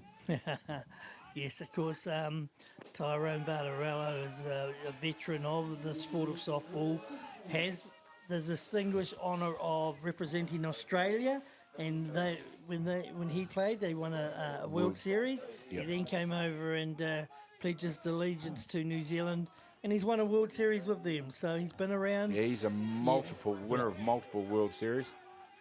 Been around the game a long time, and he's hit that one hard out to right field, and that's going to get Papanui going in this one. And the dangerous area, or the very dangerous area, I should say, because every single Papanui batter is dangerous, is definitely doing the production for them now. Yeah, they're in a really good space at the moment, really good rhythm here offensively from the Papanui side. They've really started to roll. We're down 4-2 with that automatic home run from Marshall Cronk. Went up to now 5-4. Still only one out. Bartarello then comes in and just carries the momentum on. So Porirua making a change on the hill once again, and probably Marley didn't really get an opportunity to settle, which pitchers like to do. They bring in number 55, Luca Mollison, who has been a good pitcher for Wellington through age grade softball. I'm yet to see much of him at this level, but certainly he's a capable young pitcher. He sure is, young Luca Mollison, and he'll be relishing to get his chance here in a very clutch game and very tight, tense at the moment, and great for him to come in. But, a challenging time for him. Challenging time for him, challenging time for Porirua. They need 2 outs still. Let's not forget that as well. There's only 1 down. And it is Papanui now with we're holding all the cards at the moment. We're in the 5th inning, so we are getting towards the later end of the match. And it's going to be up to Porirua to keep this deficit close. Yes, and, they'll need to, with 1 down here, they just want to maybe try and turn a double. Would be good here as their options, but I'm sure, just the stoppage in play, just the momentum, that Papanui had, they'll need to just get back into that. I think Robbie, the change, as we see Mollison getting ready to go here, I think the change was forced on them to bring Marley in after David Rogers walked the 2 batters, but possibly tactically, they might have factored in a change of pitcher at about the 5th inning anyway. Yeah, that's a good point, and maybe that was the case. But I definitely think, obviously... Oh, and there's a nice catch out there at right field. Well done, Ollie Smith, who makes an awful lot of ground to take that one right above his eyes. And he did all the hard work to get under that and executed it very well. Once again, Robbie, one of those plays that is made to look easy, but is actually quite difficult. Yes, and especially in these conditions. And I would say that Ollie Smith did a lot. That catch was a lot harder than what we looked at here on the screen. You had weather conditions there. He was in a deep position as opposed there. So he made a lot of ground, young Ollie Smith, and... made a hard catch. You got a lot of assistance from his infield who were calling out to him to get under it. Yeah. So the communication was there as well. Everything he needed to enable him to effect that catch.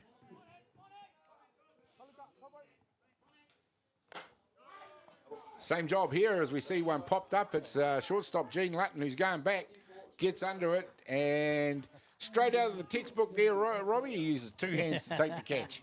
The veteran Gene Lutton there making that at times could be difficult, doing the basics right, staying with it, and like you say, two hands on that, and takes you out to retire the Papanui Tigers. Well, ladies and gentlemen, we head into the bottom of the fifth innings. It's Papanui who now lead the ball game by 5 runs to 4 over Porirua City United. We'll be back in 1 minute after we find out what happens.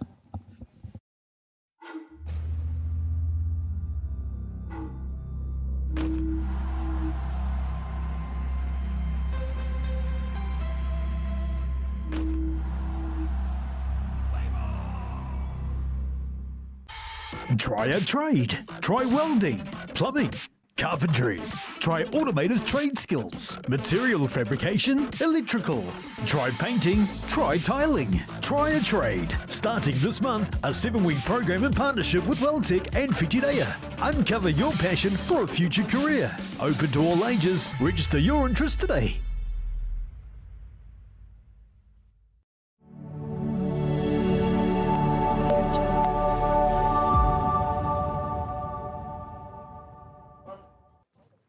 Welcome back, ladies and gentlemen. Now, this game has all of a sudden got a lot more interesting as we see Papanui launch an assault in that fifth innings to score 4 runs. They did to go ahead of Porirua City United in this one now by 5 runs to 4. It is Papanui enjoying a 1-run lead. Porirua's turn to come back in this one. Tawera Bishop up to bat for them. And Robbie, it's almost an arm wrestle now, isn't it? Yep, and Porirua, they'll be really wanting Bo here to. He's potentially he can be a very he can even tie the game up in one swing. And you know, a nice little battle here. I like this one. Well, Robbie, you know, you were a couple of innings late there, mate, but yeah, you probably missed Bo's already put one over the fence in this ball game. So there we go, mate. So you were absolutely right. He is capable of levelling this ball game up with one swing of the bat. Yeah, well, I'm not surprised because, man, he is some better. Marshall Cronk will be buoyed by his innings there at the bat and then coming in and saying, now I've got to do it with the ball. He's a man of everything, but up against Bo Bishop. He's so far doing a nice job. Yeah, he's staying away from the power zone that Bo has, which is wider than most batters in the country. So Porirua City United, well, they're in the meat of their order, aren't they? So this is their chance to really, in a 3-2 count here. Bishop, Lalu, and Timu up the next 3 batters up. He's hit one straight through the 5-6 hole. It's gone out to left field, and that is an excellent start for Porirua as they look to come back in this one over Papanui. Yeah, Bo Bishop there, 3-2 count, doing what he does best. Yeah, it wasn't quite there for him to really launch into it. Adjusted his swing and just satisfied himself with a leaguer. Great lead-off job for Porirua City United. That brings to bat Wayne Laulu. We've said enough about him today. We know what he can do. Tane Landon Lane has come in to do the running for Bo Bishop out at first base. One thing we're not seeing so much in this ball game is coaches being aggressive with stealing. No, not on this one. You know, and obviously it reflects the batting, how they fancy it. They don't want to leave their batters out there unless it's really near the end of the game or, you know, and they desperately need that run. They'll, you know, Wayne Laulu's in here now, none outs. He potentially can get them ahead with one swing. Yeah. So, you know, not the type of batter, you wouldn't want to waste that run there. Well, it's Gene Lutton that's running the cutter for them out there, and very smart, very experienced. He knows he's going to give his batters every opportunity they can to swing the bat. Oh, that pitch. Right on the kneecaps. Right on the kneecap. Wow. That pitch was exactly. If you're going to pitch something to Wayne Laulu and maybe it might make him think that would be the pitch.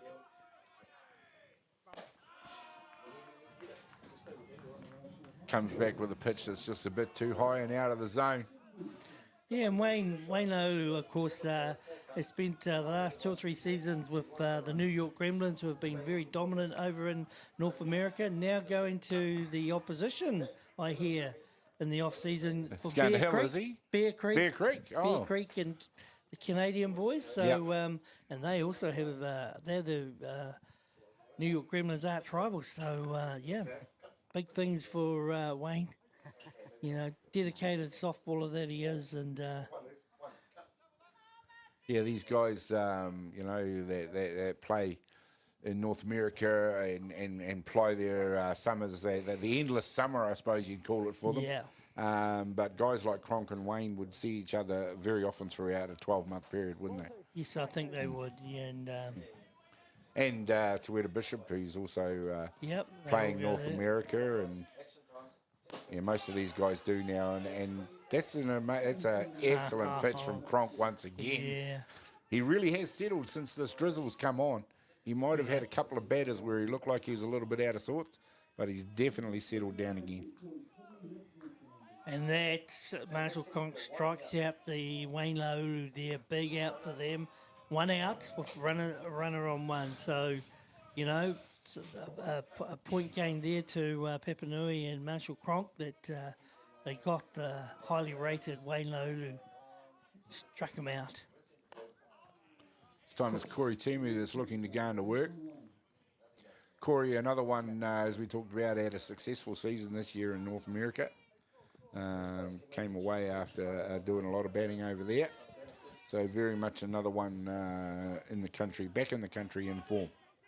Yes, he is, and we're looking to really maybe catch a pitch, potentially. He was also a very powerful hitter. Yeah.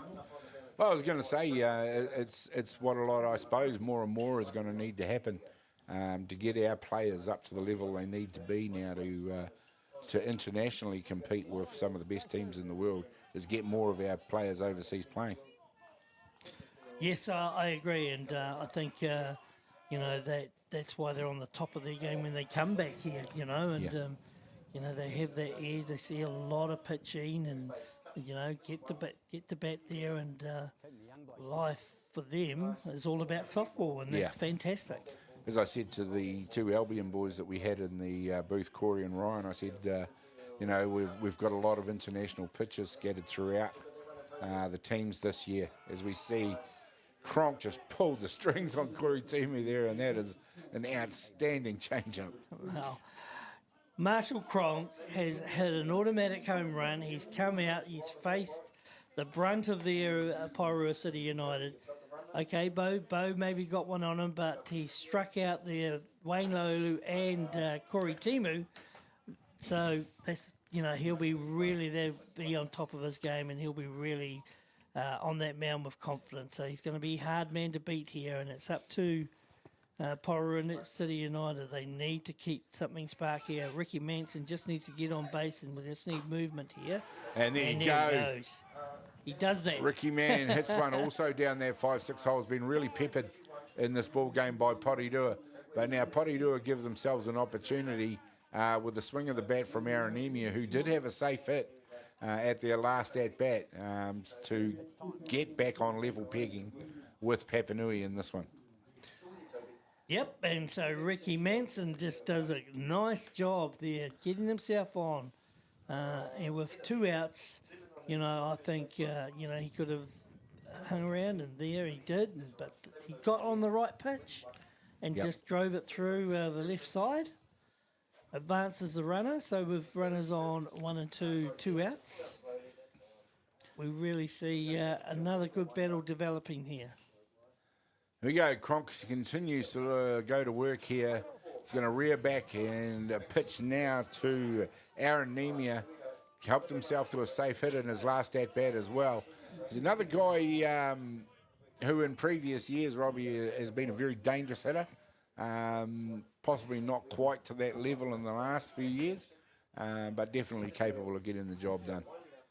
Oh, yes, Aaron Nemia is definitely capable, and has been playing for Porirua City United past 3 or 4 seasons there, previously with Miramar. Used to do ply his trade as a catcher. but in the strong lineup. He's playing third base for them and doing a very good, tidy job for them. And yeah, he's very experienced. He can do the job here for Porirua City United. With one hit, he could tie it up. Yep. Potentially could give them 1 to 2 run lead. Wow, 1 ball, 1 strike on him as Cronk rears back to go again. There's the pitch, and this time Nemia's hit a towering shot out to left field. It's going right down the throat of the fielder out there, and Cronk B's a big sigh of relief on that one as they get out without Porirua scoring in this one. And now it is Papanui still leading the ball game by 5-4 over Porirua. Well, we will take a break, and we will be back in just a minute to find out what happens.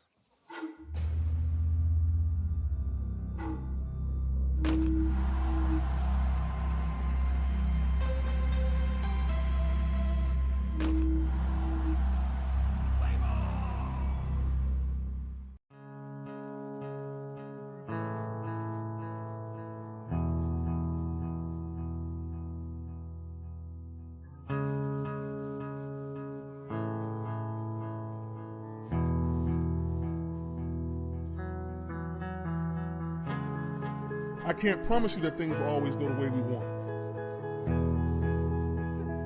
But I can promise you one thing, that if we fight through the pain together, if we strive every day to make each other better, if we learn to communicate and never lose sight of that vision,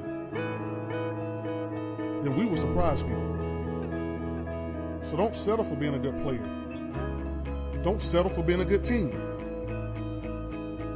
Aspire to something great, know in your heart that this team is special.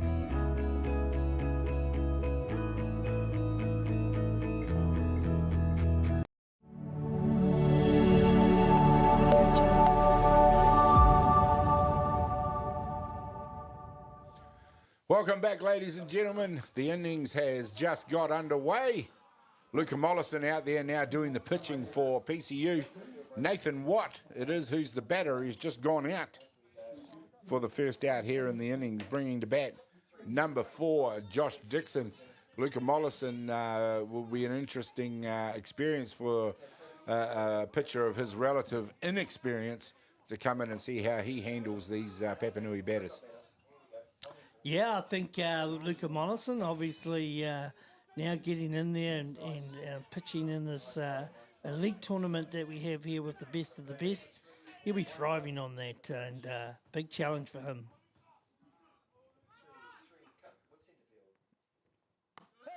Yeah, there's a nice line by Mollison. That's the sort of edges he's going to have to hit, because he's not going to scare these guys with his gas. So he's going to have to be very much onto it with his hitting of his spots. Yes, good variation of pitches is what's needed here. And he's done two good pitches there with change of variation on that last one. Just gets the outside of the plate. So good accuracy so far from him.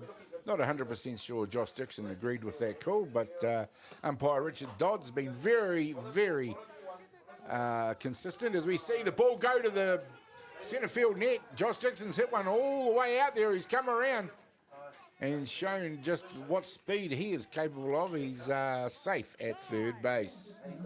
Yeah, that was fantastic. If you look at that, he just leaned into, hit the pace of the ball taker and put it between the centre field and left fielder there for a nice 3-base hit. So, again, pressure coming on here from Papanui. They're getting stronger and stronger as the game goes. Yeah, I'd say the pendulum has definitely swung in their favour on this game, and it is Papanui now who have brought in number 15, Callum Muir, as a pinch hitter, and this is just coach tactics coming in now to try and really start nailing the coffin lid, isn't it, really?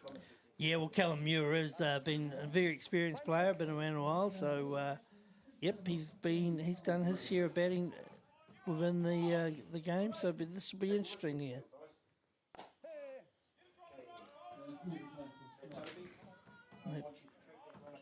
That first pitch there, he just lets it go by. Yeah, just to see the pace, to see the line, pick up the line. I'm sure that's followed by Corey Timu calling one on the inside of the plate. fouled off by Callum Muir. Callum Muir is a very strong athlete, definitely capable of hitting the ball hard. It's not what he needs in this situation with only one out. He just needs to get the ball out in front of him, and Josh Dixon will do the rest from third base. And that's exactly what's happened. He's controlled that hit. He's hit it off field out to right field, and that is a very professional at-bat. And very great at bat professional. there, great at bat from him, and that pitch was going outside. There was a change of variation. He just leaned on it and knew he had to take it to right field, and that's all he did. You know, it wasn't going to be a power hit. It was going to be a nice scenic hit because the pitch was outside there in the outside zone, and that's where it should go, right field. So we did mention the pendulum had swung, and it is very definitely now Papanui that are in control in this ball game. They now lead by 6-4 over Porirua City United. Up to bat number 77, Josh Lubowiski, who's done a great job for them as lead-off hitter in this outfit. Yes, he has, and you know, look, as he goes on there, this is another stage here where he'll be thinking, I'm really in a good groove here. I mean, I can do either one. I can bunt, I can hit. You know, I just need to stick around. Hits one up and the he's middle. hit a Texas League straight up the middle, and this is just professional softball or professional hitting, and almost making it look easy. It is, and young Mollison there, he'll be disappointed that with that pitch he just left it too much in the middle there, that they were able to just lean in and strike it out there for leaguers. But, you know, the temptation was always going to be, can I hit him hard? But no, the Papanui batters have been very disciplined in just checking up and doing with a Texas Leaguer type thing. So we see the return on the mound of David Rogers, who in 5 innings of work did a very good job for Porirua.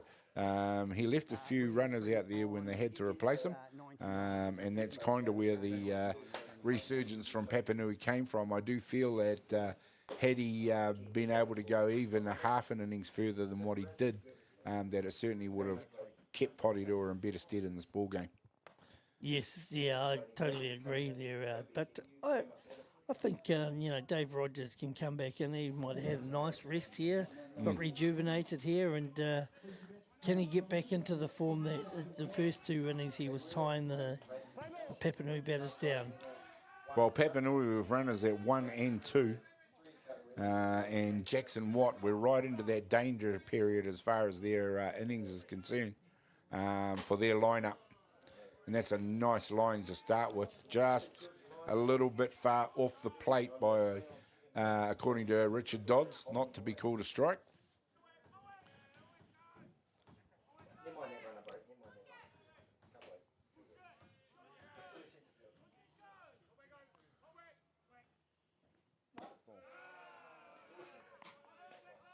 Dave Rogers there, just getting on there, trying to do variations of type pitches to just get Jackson Watt offline here. He needs to just get it a bit closer to the zone, doesn't he, Robbie? And maybe just look for ground balls. Yep, and just maybe just get him jamming in, what we call. Oh, but there's a nice outside pitch, clips the edge of the plate, and called strike in the zone. Good pitch from Dave Rogers. Nice comeback at his full count on Jackson Watt, who helped his team really get going in his last at-bat. And this time he turns on one, he keeps the bat on his shoulder. I'm pretty sure that'll be no swing. Nice tempting pitch from Dave Rogers. Just about drew that stroke swing from Jackson Watt. Just managed to hold. 2 balls, 1 strike. It was the call was 1 and 1. Okay. This time he's hit it hard out to Gene Lutton. Takes the out at 2.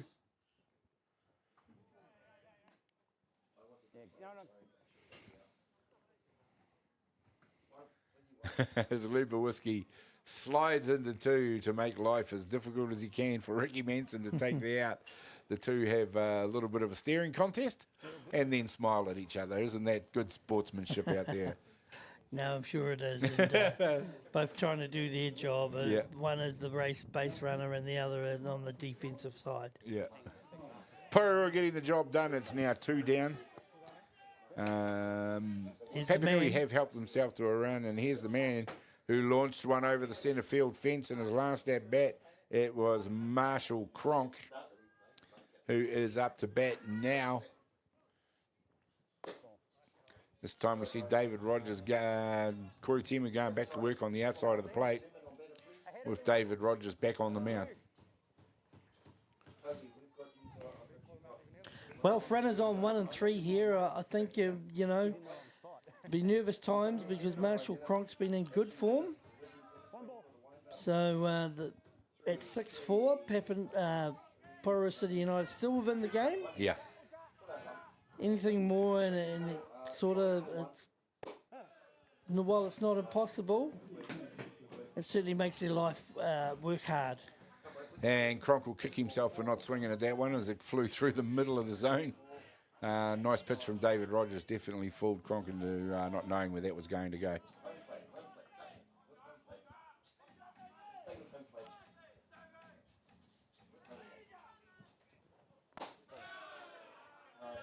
That is a nice picture. They just do not get the call on those ones that start high and just drop. It looks like they're dropping through the zone, but...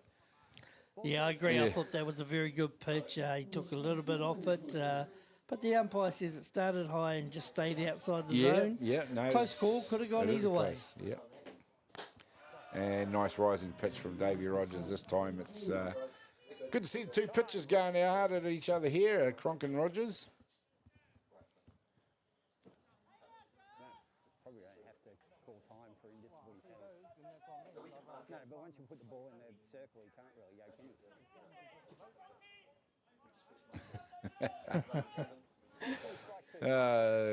Corey Timu and umpire Dodds just having a little bit of conversation.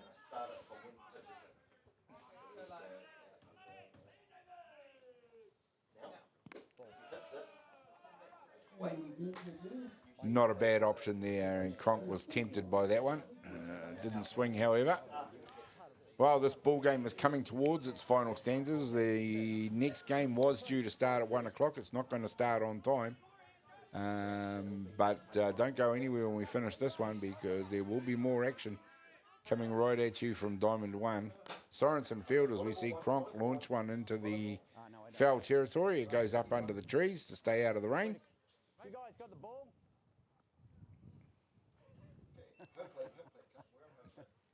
He's sitting there making love to it. That is the umpire's way of saying he's in the dugout drying the ball. Yeah.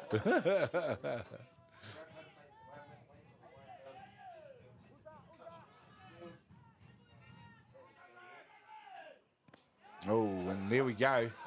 The runner on third base wasn't ready for the pass ball on that occasion. A little bit of inexperience there, but Josh Gladding is the DR should probably had a bit more of a jump. In these conditions, a pass ball from the pitcher is a definite possibility. Yeah, Dave Rogers will be pleased with that effort from Corey Timu to get back there. But yeah, I think you're right. The base runner there just a bit flat-footed there and just didn't get quite as good a jump as what he would like. So with 2 down and the score at 6-4, it is Papanui with one of the world's premier hitters up who have loaded bases. So this is going to be an interesting at-bat. Yes, and here is Tyrone Bartarello. They're the veteran for Papanui, third baseman. You talk about cometh the hour, cometh the man. These are definitely the situations that players of this calibre absolutely relish. And there's a nice get away from my plate pitch from Davey Rogers. Yeah, jam him up. Here we go.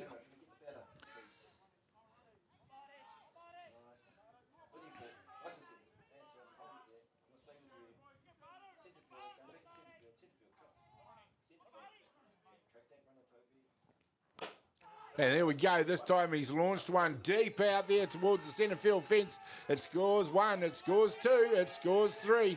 And there we go. Tyrone Barbarella doing exactly what we just predicted he would do. And he's cleared the decks for Papanui to the tune of 3 runs. And a nice rhythm swing there from Tyrone Barbarella, just really getting the back to ball and letting the pace of the ball do the work. And he stroked it out there between the centre fielder and left fielder. Scores 3 runs on that. So a big break here. And I would say Porirua are going to find this very hard to come out of this one. Definitely Papanui in the box seat. Yes, number 47, Callum Bishop up to bat now as Davey Rogers keeps going to work. This one's hit out to Gene Lutton, and 1 ball too late gets the out. There we go. Porirua down in this one now by 9-4. Papanui enjoying a decent sort of an advantage as we head into the final stanzas. We will take a break, and we'll find out what happens when we come back in just a minute.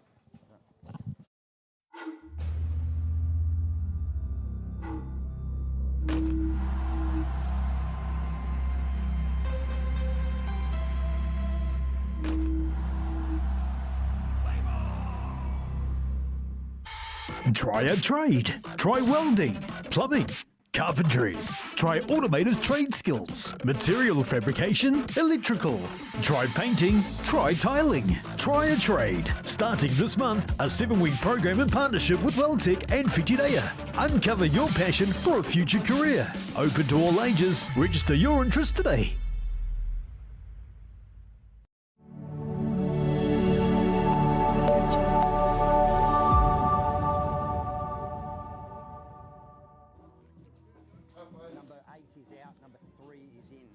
Welcome back, ladies and gentlemen. Here we are now, and it's Papanui who are enjoying a healthy lead now. They've got 5 runs on Porirua City United.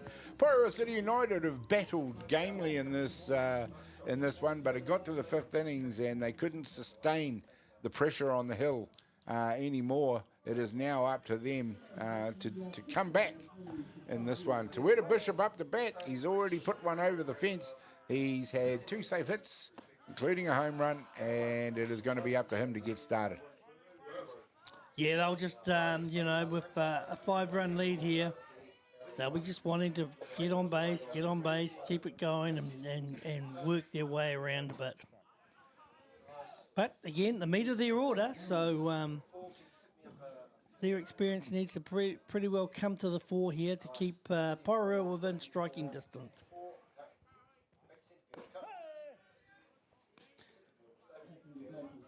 Marshall Cronk, hasn't he had a superb game today, not just on the mound, but offensively in the batter's box? Yeah, he's had an outstanding game. He probably took 1 or 2 batters to adjust when the weather changed, but he certainly has come back strongly. And you'd have to say at the moment, other than Atiawa, is dominating the Porirua batters. Yeah, going upstairs with the rise ball, just saying, tempting Bo, because he understands Bo has, out of all the Porirua batters, he's probably one that's actually had 1 or 2 hits off Marshall. Yeah, he has, and he's just helped himself to another one. This one's caught, however, out there by Mitchell Finney, a nice running catch, and Atiawa Bishop heads back to the dugout as the first out. Here in the bottom of the 6th innings. 1 down, we've got a pinch hitter in for Porirua. He's finds a Bishop, number 33, and he is coming in to pinch hit for Wayne Laulu. That's an interesting one. Wow. Change for United, number 7 is out, number 33 is in. I was going to give that bad boy round. I make that Ollie Smith. Yeah. So we just saw Takahui Bishop batting. Yeah, well, who was also a pinch hitter. All these Bishops look the same, mate. See, they've been shuffling the Bishops around in the order. Yeah. Come on, you guys.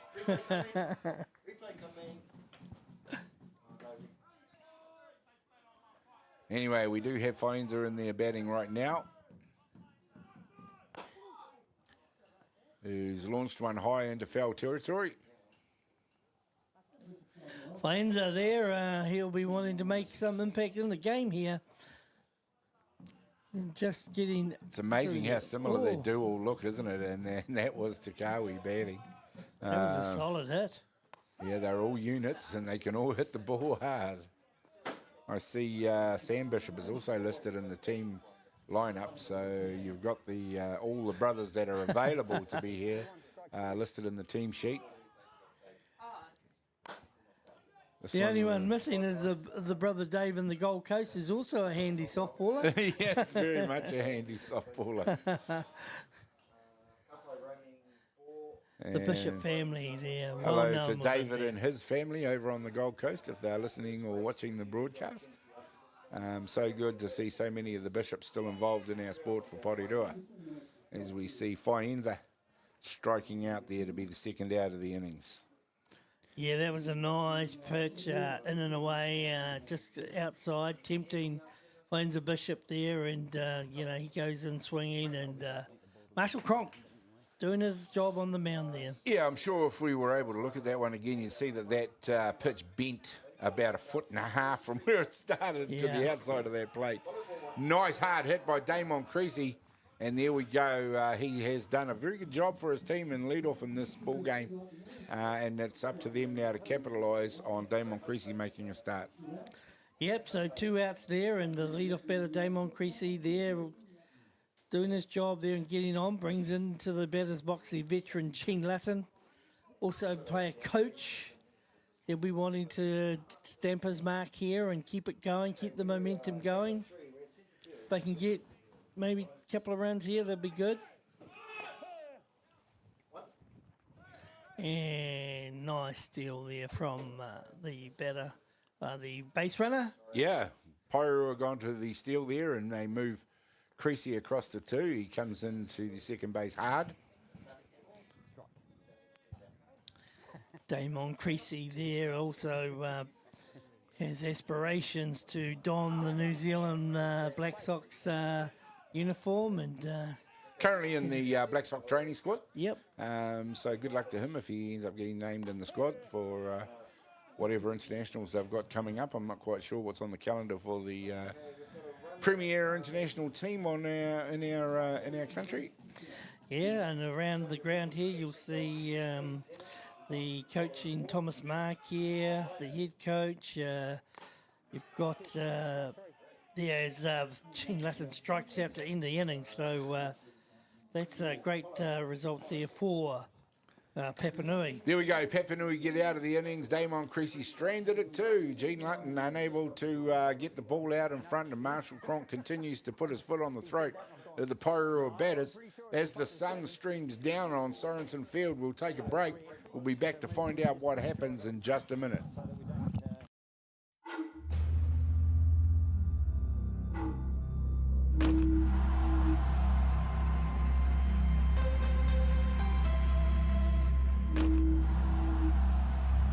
The decisions we make matter. The cloth you put on your back, that comes from somewhere. Ours is Ecotech, and it comes from here. One of these equals 38 of these, not in landfill. High-performance fabric worthy of what you stand for.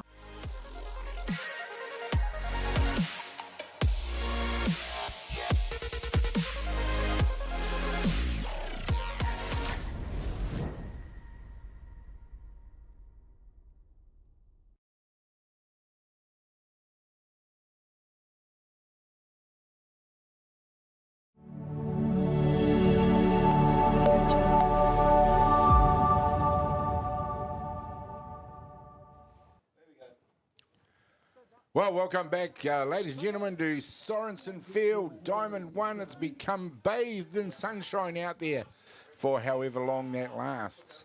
The sun is shining on Papanui as they enjoy a big lead over Porirua by 9 runs to 4. The early stanzas saw all the running being made by Porirua as they leaped out to a 4-1 lead over Papanui. They couldn't sustain it, however, and ever since the 5th inning it has been all Papanui, and they are up again batting now as we see number 11, Mitchell Finney, into bat. Well, this is it. They've really got to keep them within the 5 here, but I'm sure Papanui have got other ideas to keep the momentum going with their stick. They've done a great job to date so far in this game. Well, Porirua haven't been able to sustain the presence on the mound that they would have liked to. Of course, in recent years, the pitching for Porirua has been shouldered by David Rogers and by Josh Pettit.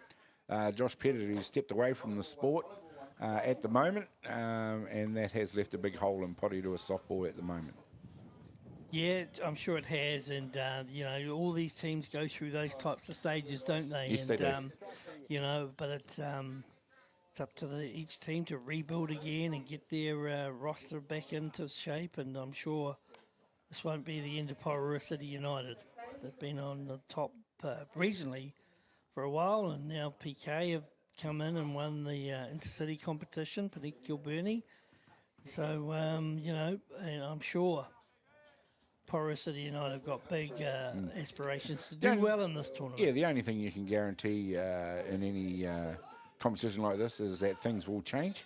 At the moment, it's changed for Porirua. They need to battle through their current situations. Not that there's anything wrong with what they've got, it's just they need a bit more presence in the middle. Everywhere else, they're still a high-quality team. And it's good to see PK getting back towards where they have enjoyed their status at the top of Wellington softball. Yeah, I think it's good that, you know, the likes of Panik Kilburnie have got a proud history within the game, both regionally within and, of course, nationally within New Zealand. So it'd be good to see them out here, and, you know, I'm sure, just like these other teams. But Papanui have been the talk of the town at the moment of the last couple of days. Top team down in Canterbury, and Dave Rogers there just getting a nice pitch, clips the outside of the plate to catch Mitchell Finney looking there, strikes him out. So that's good. That's what Dave Rogers needs, nice big confidence booster there. Ironically, Robbie, Porirua have got every lead-off hitter since the 5th inning.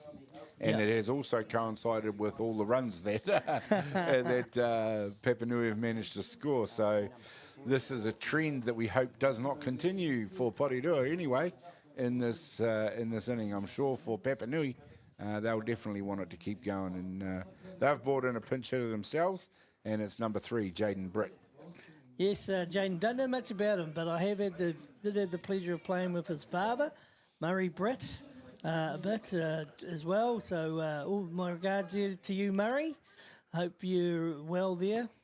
Murray was a pitcher for the Canterbury and Papanui, but I have to say this, and I've said it before, probably one of the most illegal pitchers you've ever seen. No. Pitchers don't admit to being illegal. There's a bit of a story behind that. Murray came up and played for us, and the PK or Wino Classic or something like that, and we were going to make sure we got our money's worth from him, but every 3rd or 4th pitch was the umpire was saying illegal, and so after about the 3rd game we just said we want to get your money out of your mate here, so how about just pitching legally? But that's how we sort of got on there, and I says, yeah, you're a great pitcher, mate. It's pity you're illegal. Well, there you go. Something that seems to be being stamped on at this tournament. We've seen several calls, speaking of a legal pitch, at the tournament so far on day 1. Look, I think on that, the umpires have set a standard within New Zealand, and you know, they were practicing best standards, and you know what you might be able to get away with over in North America, not quite the same here in New Zealand or in maybe Australia, and I think it's a good thing. I think one of the things that they might be looking to do, and this is, I'm not privy to anything by any means, and I'm just from observation, is trying to get consistent with the standards around the rest of the world. Yeah, no, good point you make there, Gary. I think, you know, everyone's got to be held accountable, and I think they're doing a good job. There's a nice hit by young Jaden Britt.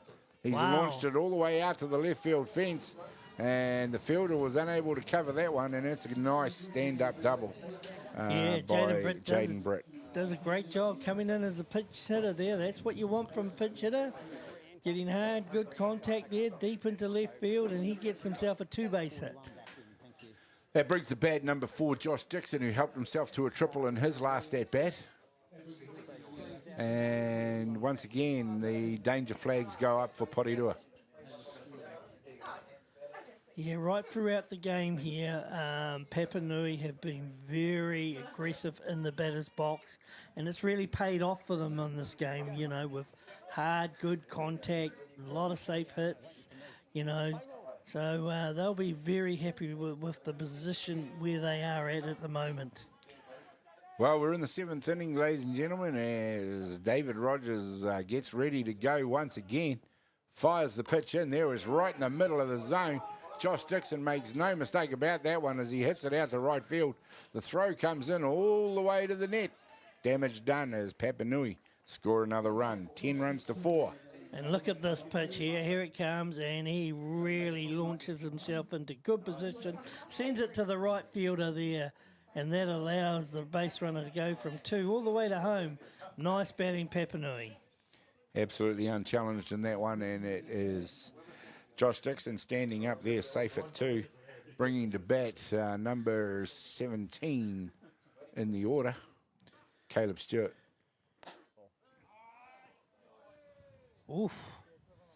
I don't think Dave Rogers was happy, and neither was Corey Timu with that call. It looked a pretty good pitch, but maybe if in effect, like the umpire says, probably a little bit high, eh? Yeah. Well, Richard Dodd's done a great job in this ball game so far, so we'll back him to be right on this occasion.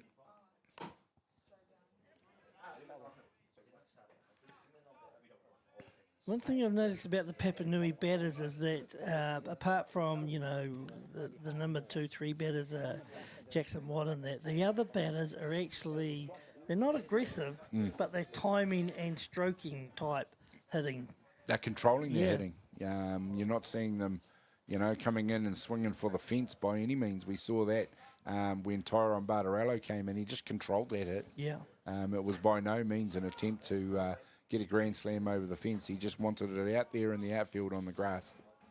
And I think the results, or where the score is at the moment, reflects that, as opposed to where Porirua City United have. You know, they've been very aggressive with the bat and scored their runs through power-type hitting. But, you know, this is where a lesson learned about different variety in the batting, you know, and I think what we see with Papanui does see that. It's been very well coached as we see Davey Rogers getting another strikeout for the second out. Another run has scored in this innings, so 10 runs to 4, Papanui. It's a huge hill Porirua are going to have to run up. When they get a turn to bat, and they will get a turn, Josh Lubowiski, the lead-off hitter for Papanui, up to bat now.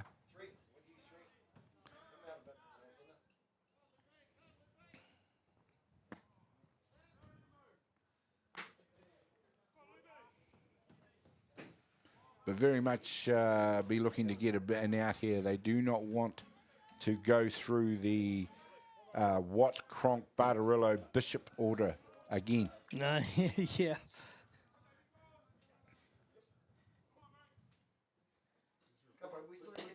Lubowiski is the lead-off batter. He is the lead-off batter, yeah, so number 77. So you could say that they're starting to get into the best batters that Papanui have, although this game they've batted from 1 to 9. Yes, they have.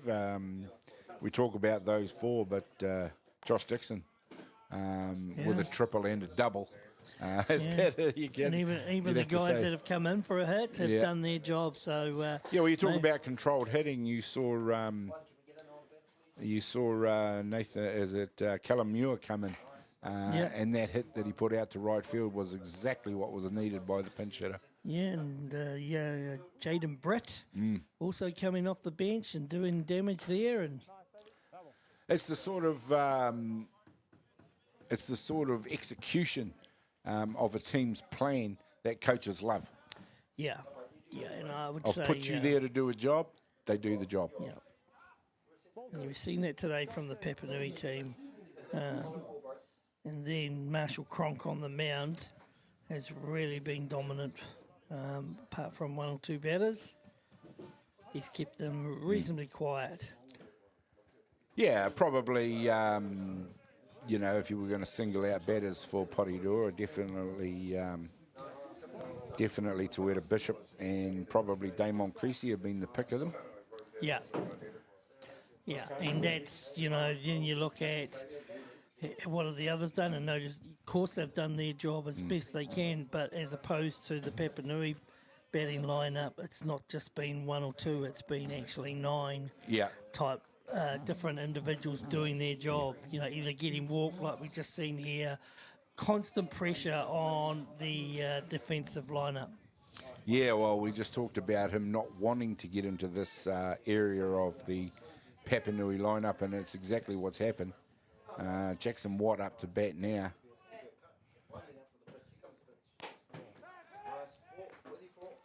There we see Corey Timu throws a laser beam out to 2. Yeah, one of Corey's strengths there is he's got a very good powerful arm, and he can throw from down in the squat, you know, and it's deceiving whether he's throwing back to the pitcher or he's actually throwing over to second base. And when he does usually decide to hit 2, it usually gets there in a hurry. Yeah. Jackson Watt. Powerful batter. Powerful batter. Yeah. And good game today. But again, in the hit that he had at his last at-bat, he just controlled it. Yeah. Kept it on the deck, punched it through the infield. There's the pitch right on that spot that Davey Rogers has been looking for. Nice pitch, Dave Rogers there. You know, I suppose Jackson Watt was sitting on, I'm going to get this pitch, but he probably looked like he got the total opposite to what he was thinking. So, yeah, good pitch. Good pitch, and a pitcher's ability to disguise what's coming as well. This time it's Nemia who does handle the hot hit to the hot corner. Stands on the base for the 3rd out. Porirua diffused that situation. 3 down now. They get one more opportunity in this ball game to put a few hits together and see what they can do about this lead by Papanui. We'll find out if they can do it when we come back in just a minute.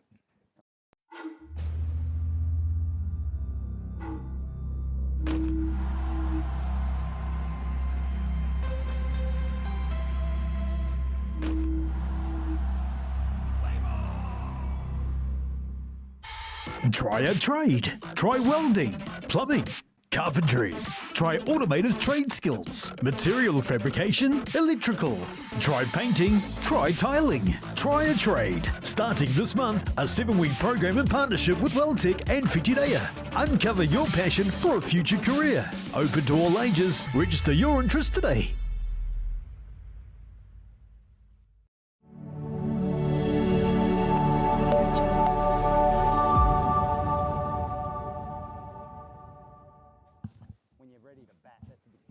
Welcome back, ladies and gentlemen. We are into the second half of the 7th innings here in what's been an intriguing game. It was very, very even for 5 innings, and since then, Papanui have just been very professional about their work as they have put Porirua to the sword time and time again, and they enjoy a lead of 10 runs to 4. That's pretty much sums it up, doesn't it, Robbie, for how it's gone in the last 3 innings? Yeah, it has really, and you know, look, never say die. You never know. They're going to have to really bat through their order to get back into this game. And yep, are they a side capable of doing that?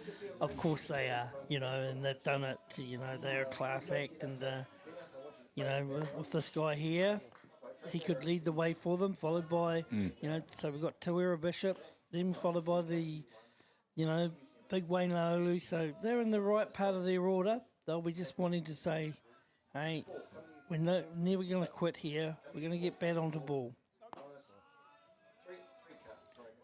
And that's really the essence of it. They can't do anything about this lead until they get bodies on bases. and that's what Tueta Bishop is going to have to do. I finally got the right Bishop. Yeah. After Mind them confusing me in the previous it's, innings. I thought I'd gotten the order wrong. I thought I'd got all sorts wrong. And then the answer was, yes, you did. Well, 3 or 4 of them in there. It's there's a good chance you're not going to get it right. But, hey, this is Tawera Bishop here, the Black Sox player. Tried his hand at baseball, now settled back into softball, and he's done very well individually for himself. He's made a good fist of that, and there he is. He's going to put another safe hit against his name as he gets Porirua going. Well, you know, you've got to say Tawera Bishop has been dominant over Marshall Cronk. I wouldn't say that the other batters could say the same thing, but Tawera individually, if he wanted to battle with Marshall Cronk, he's... probably come out on top in that battle with a home run and 2 other safe hits. The other time he was at bat, that was the catch was picked up as well. So he hasn't failed to hit the bat with the ball, that's for sure. And good on him. So we got runners on 1 here. So, yep, that's all you need. And this is the other side of the coin with 2 strikeouts against his name in this one. Wayne Laulu has very much been on the back foot against Cronk. Wayne's really been aggressive there at that pitch there. He thought, I would say he's going to put the first one there. I'm going after it no matter what. But none down. Porirua have got a runner at 2, and I'm pretty sure that swing was just to disguise that steal. Yeah, it sure was.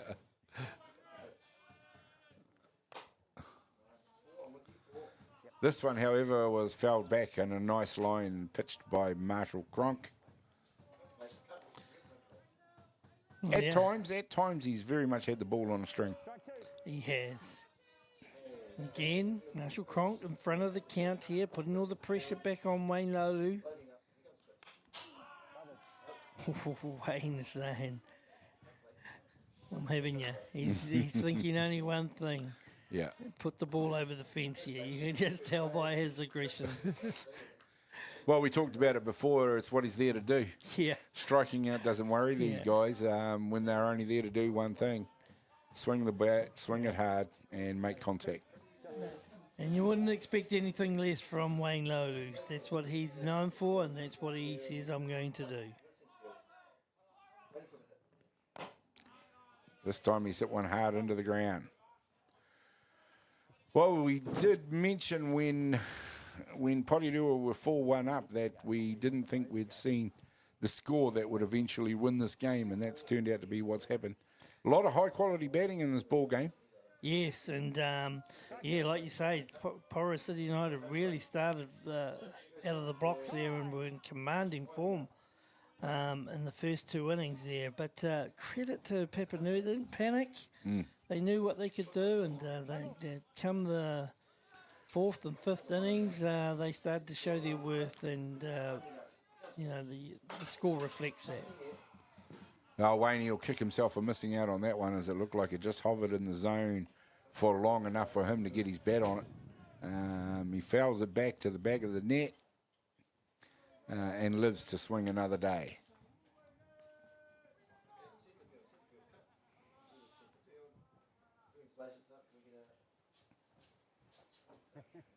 Time together quick.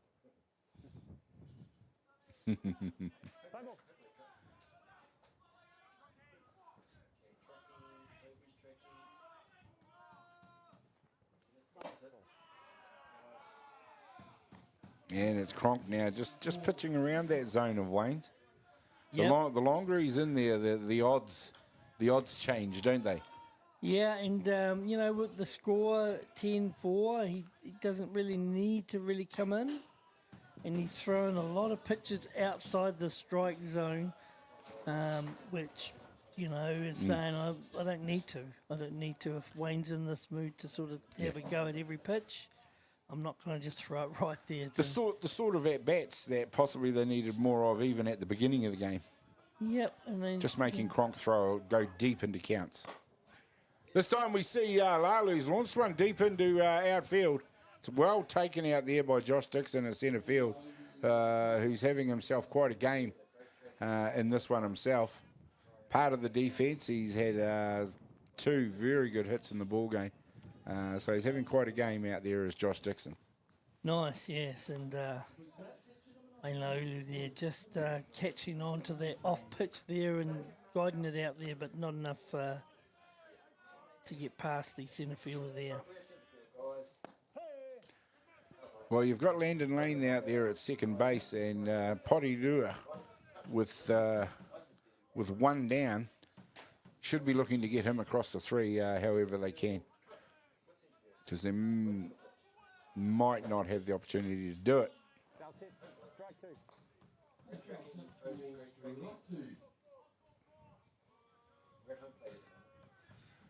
Corey Timu here. We're wanting to get one on here on Marshall Cronk. It's unusual for him to be quiet with the bat. Whew, there he goes. It's a perfect spot. And that's another strikeout for Marshall Cronk.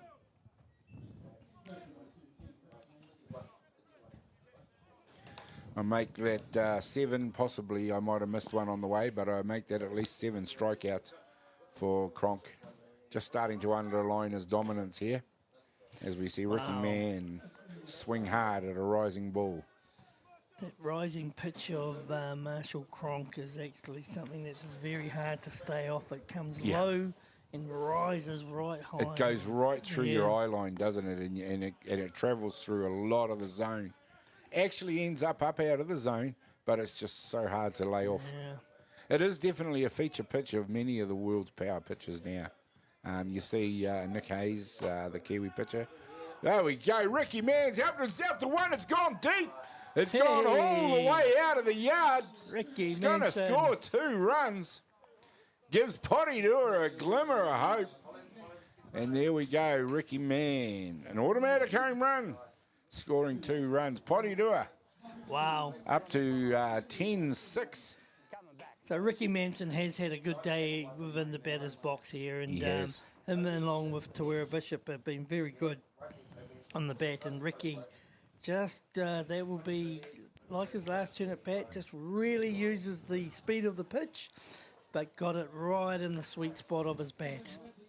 Follow through. The thing about it is if, and I don't want to be tough on the Porirua pitching, but coming into a game against Papanui, you probably realise you're going to have to score, a decent amount of runs to win the game. Yeah. You're not going to do it by scoring 1 or 2. They might have come in expecting to have to score more than 6, which is what they've done, and that's turned out to be the case in this case with Papanui helping themselves to 10 runs. Yeah, and they had that comfortable lead, but good on Porirua. They're not going to just die line. They're going to take their cuts. And there we go. This time it's Aaron Nemia who gets them going again. He's rounded first base, but he's got himself out there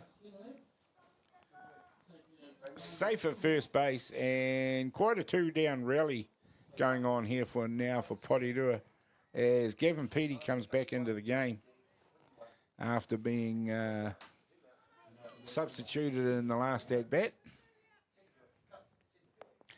And that's going to get him on deck as we see Marshall Cronk lose control of that pitch.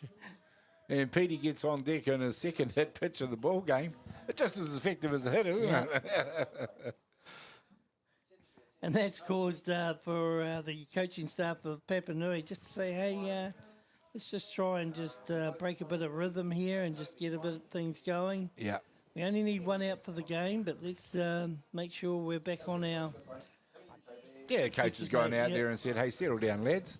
Let's not forget who's in charge in this ball game. Stop pitching around these guys. You've got the luxury of going at them with that much of a lead. Back your field. Find the zone. So young Ollie Smith comes back in there for his turn at bat. The right fielder. And that's exactly what happens with Cronk. He fires one straight through the middle of the zone. Possibly a pitch that you might have wanted to pull the trigger on. because I don't know if he's going to get one that close to the middle again. And he calls me a liar by putting it straight in the same spot. The